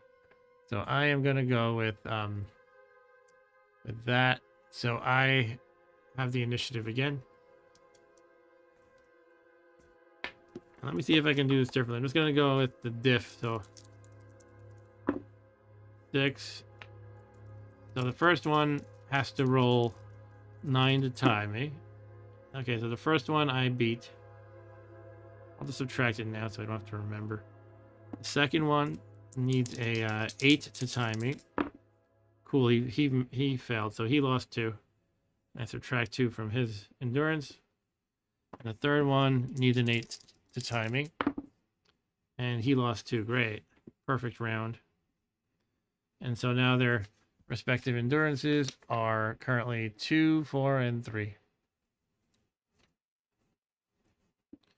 It's getting too sloppy, so I'm just going to erase 2, 4, and 3. All right. Third round of combat. Let's try to roll higher than a 6 this time. Jonathan Harker. All right. Good job, Jonathan. I think that's, yeah, that's insta kill or insta victory because, you know, I'm up by 3, up by 2, up by 3 respectively, and therefore none of them can hit me even if they all roll 12s. I've got them. So we kill the first Dragoi, bring the second one down to 2, and bring the third one down to 1. So hopefully next round I can get him, but no guarantees, of course. Come on, roll high again, Jonathan. Another 6 again. He likes rolling 6s. It's not me rolling the 6s, it's Jonathan. All right, so second Strigoi needs an 8 to tie me, and he got a 9. Ooh, he beat me. And the second one needs a 9 to tie me. Okay, so I killed the second one, but sorry, I killed the third one, but the second one damages me. I have 11 endurance. Now the question becomes, how do I figure out initiative if I won against one of them, but lost against the other? I think I have to consider that like a tie. There was a rule, if there's a tie, you basically flip a coin to see who gets endurance, or was it nobody gets endurance? Not endurance, initiative. Let's check it out.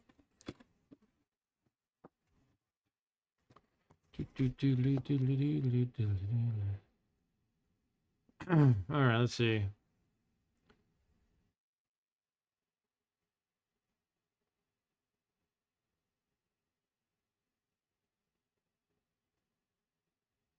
I'll go with this section. If neither of you won the combat round, neither of you will gain the initiative bonus for the next combat round. That seems a fair way to resolve that. Although I don't like that my odds have gotten worse. My odds of getting through this unscathed. Now I'm only up by 1 against the second Strigoi, who's the strongest of them, by the way, combat-wise. Yeah, so I'm up by only 1, as I just stated. I rolled a 5, which sucks. So if you roll a 6, he ties. 7 or higher, he beats me. Alright, he beat me. So I'm taking more damage. I'm down to 9. I might have to drink that flask of plum brandy. Or just switch characters when I can. I got a 7. That means he needs an 8 to tie me. Shit. Okay. It's getting hairy now. Well, now he actually had the initiative at this point. So he... Right, so now it's 50. It's even odds, basically, each round. I'm going to roll them all. This isn't great. I can only take... I guess... These are all coin flips at this point. Surely I won't fail 4 coin flips in a row. But if that happens, I'm dead. That kind of sucks, but... Let's hopefully roll this one. Oh, a tie. Okay. That's a true tie. 9 and 9. Let me check the rules on that. It's something like you roll a die, 50-50 chance of you each take 1 point, or 50-50 chance that you each take no points. If I recall correctly.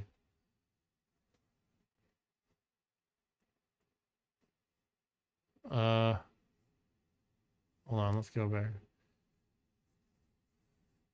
Yeah, after the same, you roll and die. If odd, you deflect each other's attacks. If even, you hurt each other for 1. All right, so let's do that. Even or odds here? Odds. That would deflect each other's attack, right? Oh, I just lost my page. Oh well.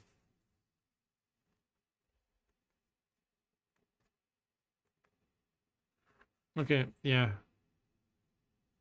Well, at least nobody has initiative at this point, which means I am up by 1 because my combat is 7 versus his 4, so that's progress. Did I really roll snake eyes? Come on. All right. He beat me. Down to 5. And he has initiative, which means once again we're at even odds. Oh. Beats me again. 3 endurance. I can't get a 50-50 chance here. I mean, come on. It's basically like flip a coin. You know, heads I win. I get tails, tails, tails. Like, oh my god. What's happening here? A tie again. Okay. Now, once again, I roll a die. If it's odds, no damage. If it's even, we both take 1. Odd, no damage. But, again, that means no initiative. Neither side has initiative, so I'm back to being up by 1. Which surely means I can win, right? Yes, I won finally. Okay. Christ, okay. So I defeated the remaining Strigoi and took quite a beating in the process. But I guess now I gotta drink that brandy. Yeah.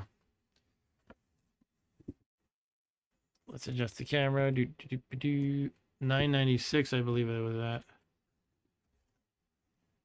She managed to dispatch the trio of Transylvanian terrors. Some great alliteration there. Turn to 856. I have to switch off Jonathan Harker.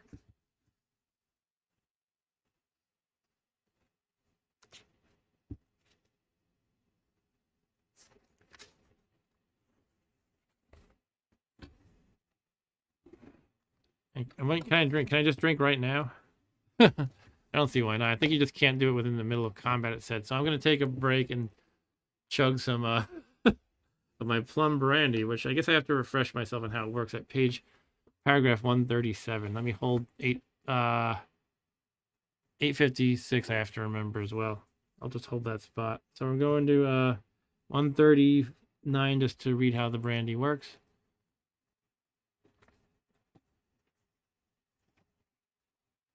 And that is up here. Sorry for the poor angle. Right, so it has 4 measures. Each one restores 3 endurance. For every 1 beyond the first one you drink, you must reduce your combat by 1 for the next combat. But you also cure 1 terror. But the terror rejuvenation is not cumulative. However, the combat, you know, reduction is. So I think I'm just going to drink 2 measures of it. So that'll cure 1 terror and down by 1 combat for the next combat only, which kind of sucks. But that'll recover 6 of my endurance, so I'm back at 9 endurance.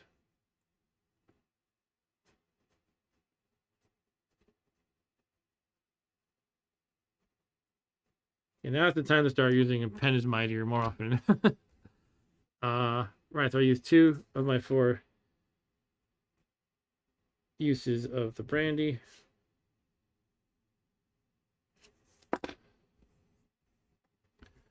All right.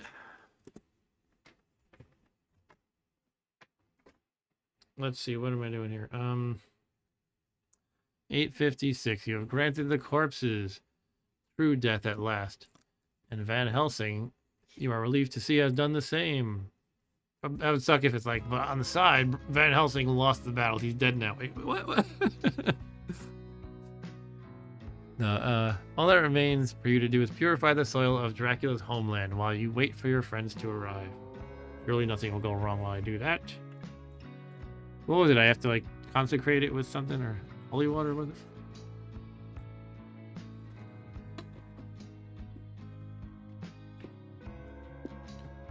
Within half an hour, the rest of your party has joined you inside the house at 138 Piccadilly.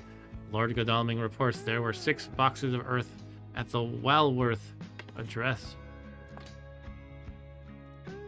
And that the undead creatures nailed up inside them were destroyed when exposed to direct sunlight. That's kind of what I was hoping would happen, because it said I opened the windows. And the sunlight came in, which kind of woke them up, and they broke out of the boxes to attack me. But I was hoping, and that's kind of why I didn't use the pen is mightier, because I was kind of hoping it would either greatly weaken them or just outright kill them. And then when they attacked me, I was like, oh, I guess that's just not how it works. Not how it works. And yet, it says that that's what happened to them. They were destroyed when exposed to direct sunlight. Maybe it wasn't direct enough because it was through the window. I don't know. Anyway, Quincy Morris then explains that the bodies in the boxes that had been stored in the old printer's warehouse in Mile End had already been eaten by a pack of rats. The diet of corrupted flesh having had an equally corrupting effect on the rodents. Sounds bad, actually. Or does it just mean they're dead?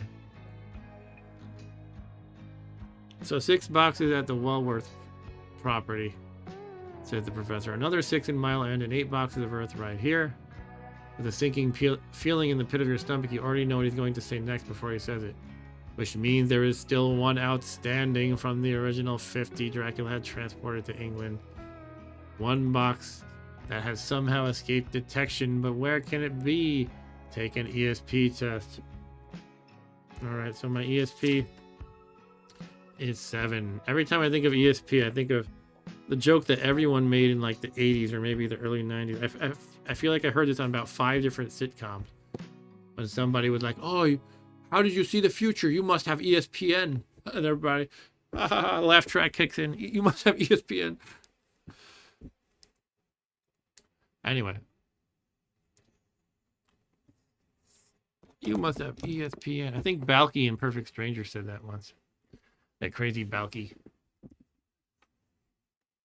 Yeah, so I have a kind of a bad streak of Jonathan failing ESP a lot, if I recall correctly. I think Mina was doing good at her ESP rolls. But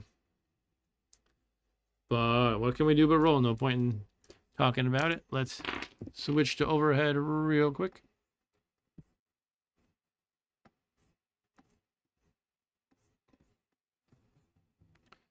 Let's hope we can get a 7 or less. It shouldn't be that hard. It's 7 is like the peak of the bell curve on 2 dice, so it's pretty good odds, really. But of course, I failed it. Jonathan Harker's bad at ESP. I gotta switch characters. I feel like this guy's gonna crumble. He's gonna die. Anyway, we failed the test, so that means we're missing something supernatural. It's always like something supernatural sneaking up on you or whatever. 764. Here we go. The door to the dining room suddenly burst open and something as black and as lithe as a panther leaps into the room. You happen to be standing closest to the door and are sent flying. You land heavily on the floor, slamming your shoulder into the remains of a broken crate. Lose 2 endurance points and turn to 648. Alright, so I'm getting beat up again.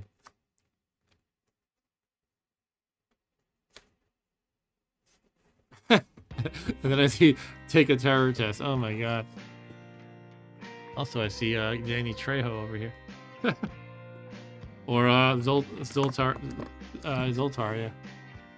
Trejo, Zoltar, I don't know.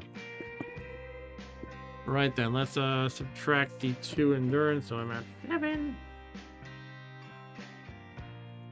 Oh yeah, I did cure 1 terror point at least. So I'm at 21 terror. There's something so inhuman about the figure's movement that it sobers you all up from the shock of his unexpected arrival. I guess it's a Dracula, huh? But before any of you can so much as raise a hand to stop him, he lashes out, sending Arthur and Quincy flying to opposite corners of the room before they can even draw their weapons, and sweeps the other vampire hunters aside with a lightning-fast attack. Man, I wish I had passed that ESP roll. That leaves them all reeling until you are the last man standing. The Count is suddenly there before you, and a snarl passes over his face, revealing pointed, elongated eye teeth. For all his veneer of noble breeding, you see him for what he really is then, a bestial monster that lives only to hunt and steal the lives of others. And this is the scene in question, actually. I wasn't sure at first if that would be it.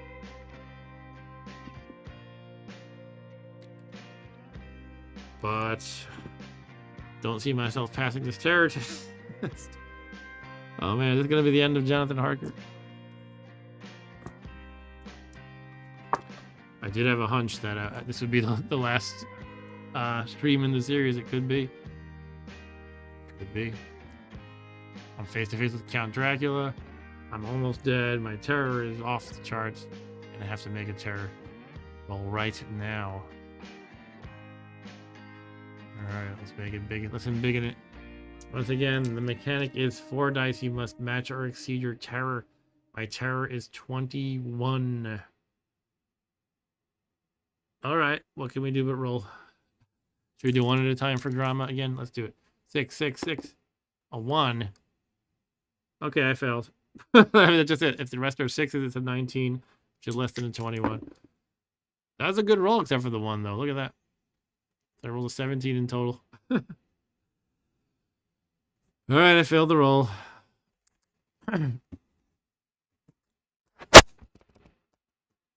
And we go to 746.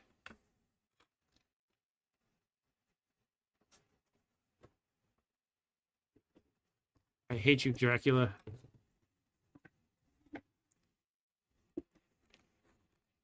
The Count's expression transforms into a cold stare of lion-like disdain. And from the look in his blood-red gaze alone, you know that to the vampire you are no more than prey, the mouse to his cat. It is pointless to resist him. But deep down, your distant inner voice is calling out to you, telling you that you must fight the vampire's hypnotic influence. Take a combat test. I'm trying to think if I should deduct the alcohol. It said it's lower by 1 for the next combat, which it is not technically. This is not a combat. So I will use my combat of 8. And so I need an 8 or less on 2 dice. Hopefully I can make that at least. Not bad. If we say 7 is the peak of the bell curve, 8 is a little bit to the right of it. So it should, I don't know what it is in a percentage, but probably 60-something% chance of passing this roll.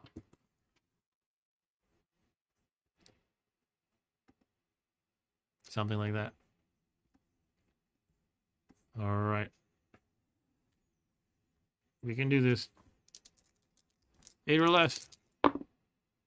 Yes. I thought that was going to be a 12. This die looked like it was going to land on 6 first, but then it rolled to a 2. So we've passed the combat test at least. But I'm afraid I'm going to have to directly fight him now. Turn to 706.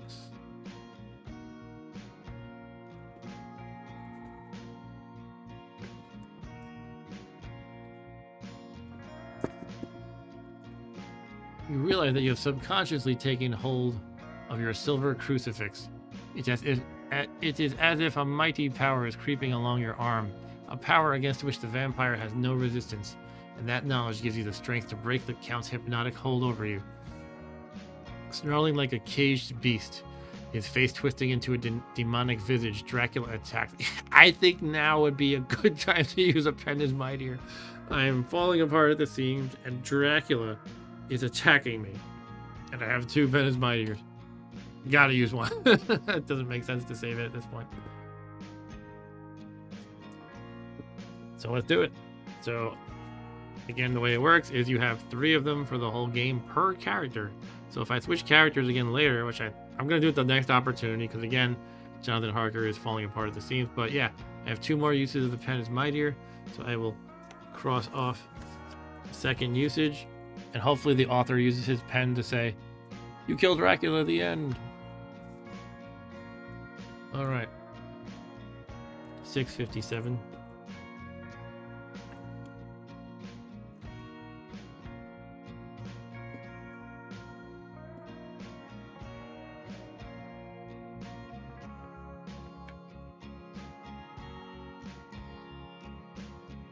Suddenly, Professor Van Helsing is at your side, crucifix in hand, as he chants, "Agnus Dei, quae tollis peccata mundi, dona eis requiem, dona eis requiem." It is as if even just the sight of the crucifix and the sound of the holy Latinate words cause the vampire pain, and he recoils physically, hissing and spitting like a wildcat. Cross off 1 use of the pen is mightier special ability, and turn to 587. All right. Now, can we just finish him now? Probably not.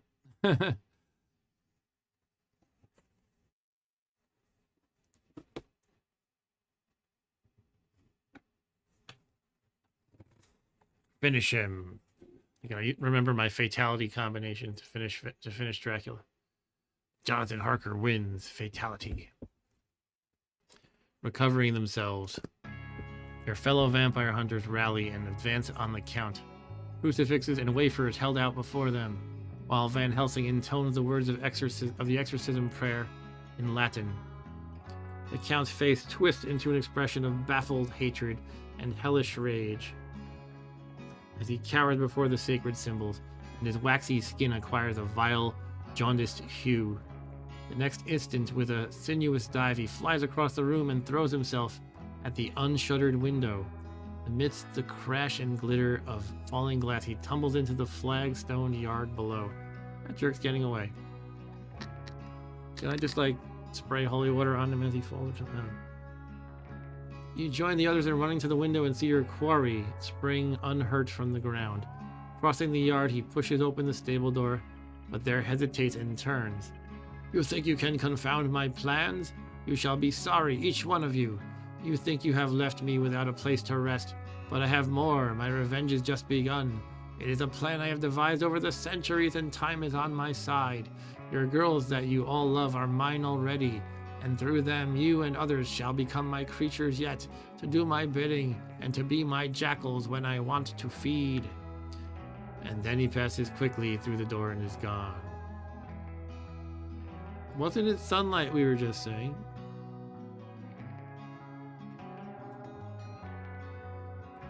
Or did it mention it's now like sundown at this point? It might have said that.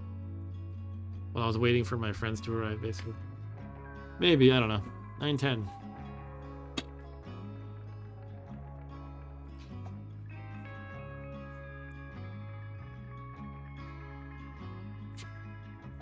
But I don't know, I feel like he was kind of yelling all that stuff like in public, right?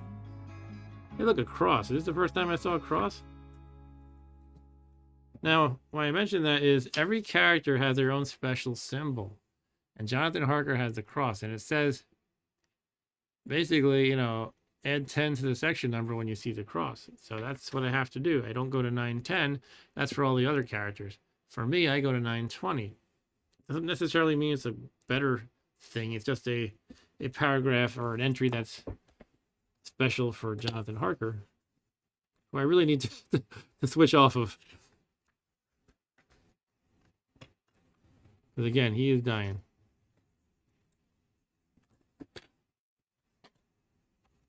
All right, so 920.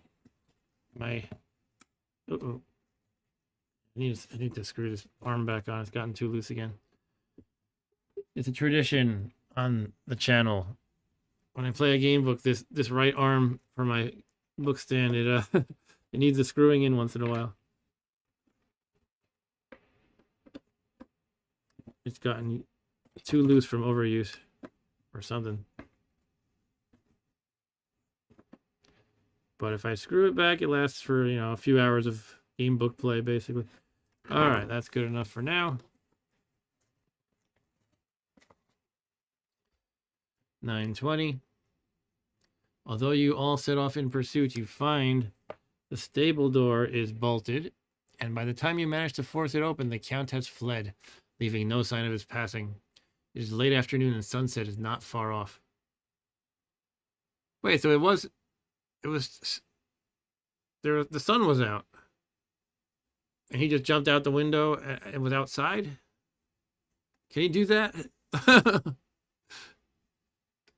It's saying it's late afternoon and sunset is not far off. It's still sunny though, or the sun is out at least.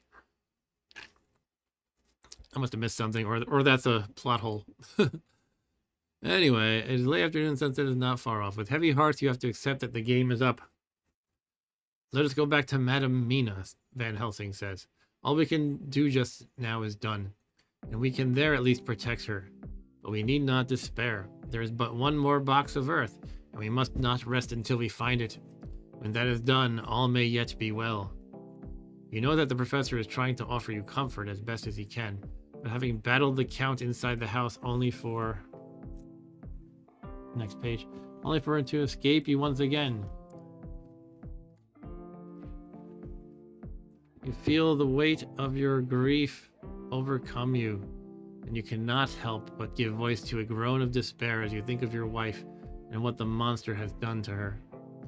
Catching your reflection in the blade of your knife, you are shocked into inaction. Yesterday you could have considered yourself a generally happy-looking man with a strong, youthful face, full of energy and with a mane of dark brown hair. Today you barely recognize yourself. It is as if you're looking into the face of your father. You have acquired the appearance of a drawn, haggard old man, your white head of hair matching well with the hollow, burning eyes and grief-written lines etched into your face. Add 1 point to your terror score, and deduct 1 point from your agility score, and end 1 point from your combat score. Oh my god. Alright, so we're getting old. So our agility is now 8. And our combat is now 7, with 6 for the next combat. From being drunk. And what else was it? Add 1 to your terror, which, jeez, 22 again. I mean, I don't know what to do with this guy anymore. Again, I think I just need to switch off of him as fast as possible. With sad hearts, your party returns to Carfax Asylum, where you find Mina waiting for you, with an appearance of cheerfulness that does her bravery and unselfishness honor. But when she sees you, the color drains from her face. For a second or two, she closes her eyes as if in secret prayer, before opening them again. I can never thank you all enough, she says, taking your gray head in her hand. Sorry, what is it? Gray head? Taking your gray head in her hands, and she kisses you, whispering through her tears, "Oh, my poor darling." Turn to 951. My poor darling. Yeah, I gotta retire this character. Come on, let me switch.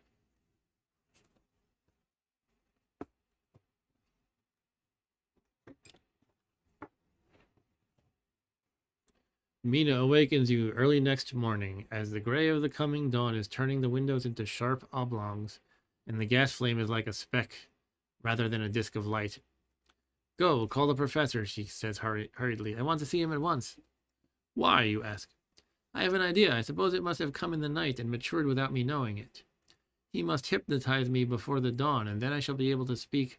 Go quick, dearest. The time is getting close. 2 or 3 minutes later, Professor Van Helsing is in the room in his dressing gown, while Arthur and Quincy are standing with Dr. Seward at the door asking questions. Turn to 689. That's right. I think he can hypnotize her and get like see what Dracula's seeing, or get some kind of insight into where he is or something like that.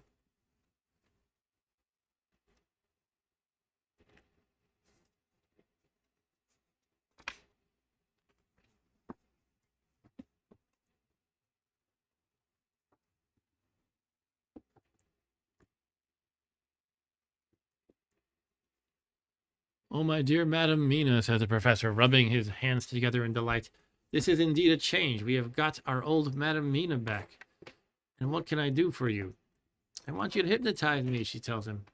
Do it before the dawn, or I feel that then I can speak and speak freely. Be quick, for the time is short. Without a word, he motions for Mina to sit up in bed. Looking fixedly at her, he starts to make passes in front of her, from over the top of her head downward, with each hand in turn. She in turn gazes at him for a few minutes, until gradually her eyes close, and she sits stock still. It is only by the gentle heaving of her bosom that you can tell she is alive. The professor makes a few more passes and then stops, and you can see that his forehead is covered with great beads of perspiration. His subject opens her eyes, but she does not seem the same woman. There is a faraway look in her eyes, and her voice is possessed of a sad, dreamy quality. The stillness is broken by Van Helsing's voice speaking in a low, level tone. Where are you? I do not know, her answer comes in a neutral way, as though she is interpreting something only she can see and hear. It is all strange to me. So, what's going on here? It is all strange to me. What do you see? Van Helsing asks. I can see nothing. It is all dark. What do you hear? You detect the strain in the professor's patient voice. Lapping of water. It is gurgling by, and little waves leap. I can hear them on the outside. And you are on a ship. Yes. What else do you hear? The sound of men stamping overhead as they run about.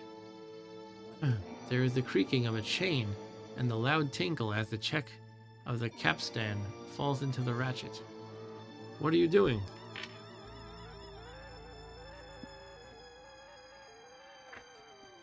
I am still. Oh, so still. It is like death. Her voice fades away into a deep breath, as of one sleeping, and her eyes close again. Van Helsing places his hands on Mina's shoulders and lays her head down softly on her pillow. She lies like a sleeping child for a few moments, and then, with a long sigh, awakens again and stares in wonder to see you all watching her. Have I been talking in my sleep? She asks as she stifles a yawn. Turn to 718.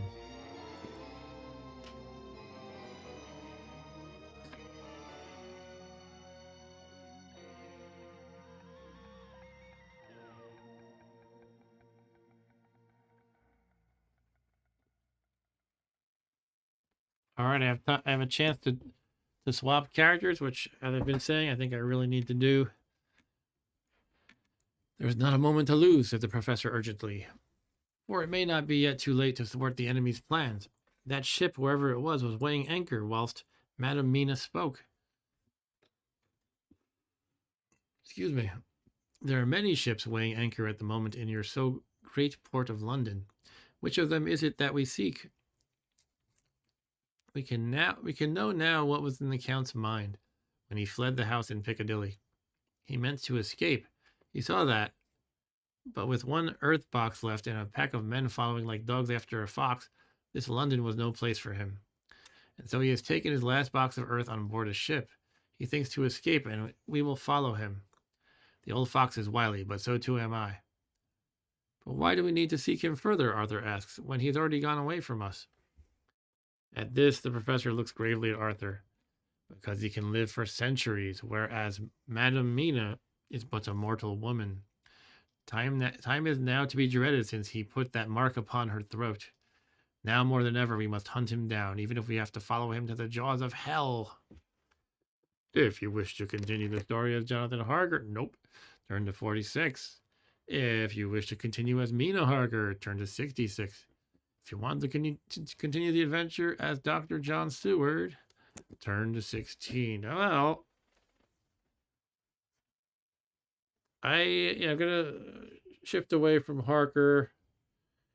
I'm considering calling it a stream here, but I could probably be convinced otherwise. I don't know. It just feels like it's very quiet now at this point, and this might be a good point to call it and resume next time. It's been about 2 hours, so that's pretty reasonable. Yeah, I think I will do that. So let me take note that we were on 718. We did not wrap up the entire adventure tonight, as it turns out. And that is that. So I felt like we almost had him. Too bad the sunlight didn't twice kind of didn't work as I would have expected. First of all, the Strigoi. I thought it would at least damage him. The sunlight would damage him, because and then it said that my friends who were fighting Strigoi elsewhere said that the sunlight disintegrated them or just killed them. So I don't know. It was weird. And then the count jumped out the window while it was still light outside. So I don't get that either. All right. Yeah, I think I'll call it here. So thank you to everyone who's been watching. We had in the chat today Eric and Ryan. And that was the end of, that was part 5. Will I do a part 6? I do want to finish this. I kind of am thinking, I'm not getting tired of this per se, but I want to do other things on my Saturday night gaming too, which is fine. I could always pivot to something else like I did the last couple of weeks with RimWorld. But yeah, I'll finish this up. And I definitely don't want to leave it hanging forever. But yeah, probably next week I'll just do number 6 if I don't have anything going on. I actually might. I should talk to my wife. Anyway, I'm just kind of babbling. So yeah, thanks again everyone who watched. And that was part 5 of Dracula Curse of the Vampire.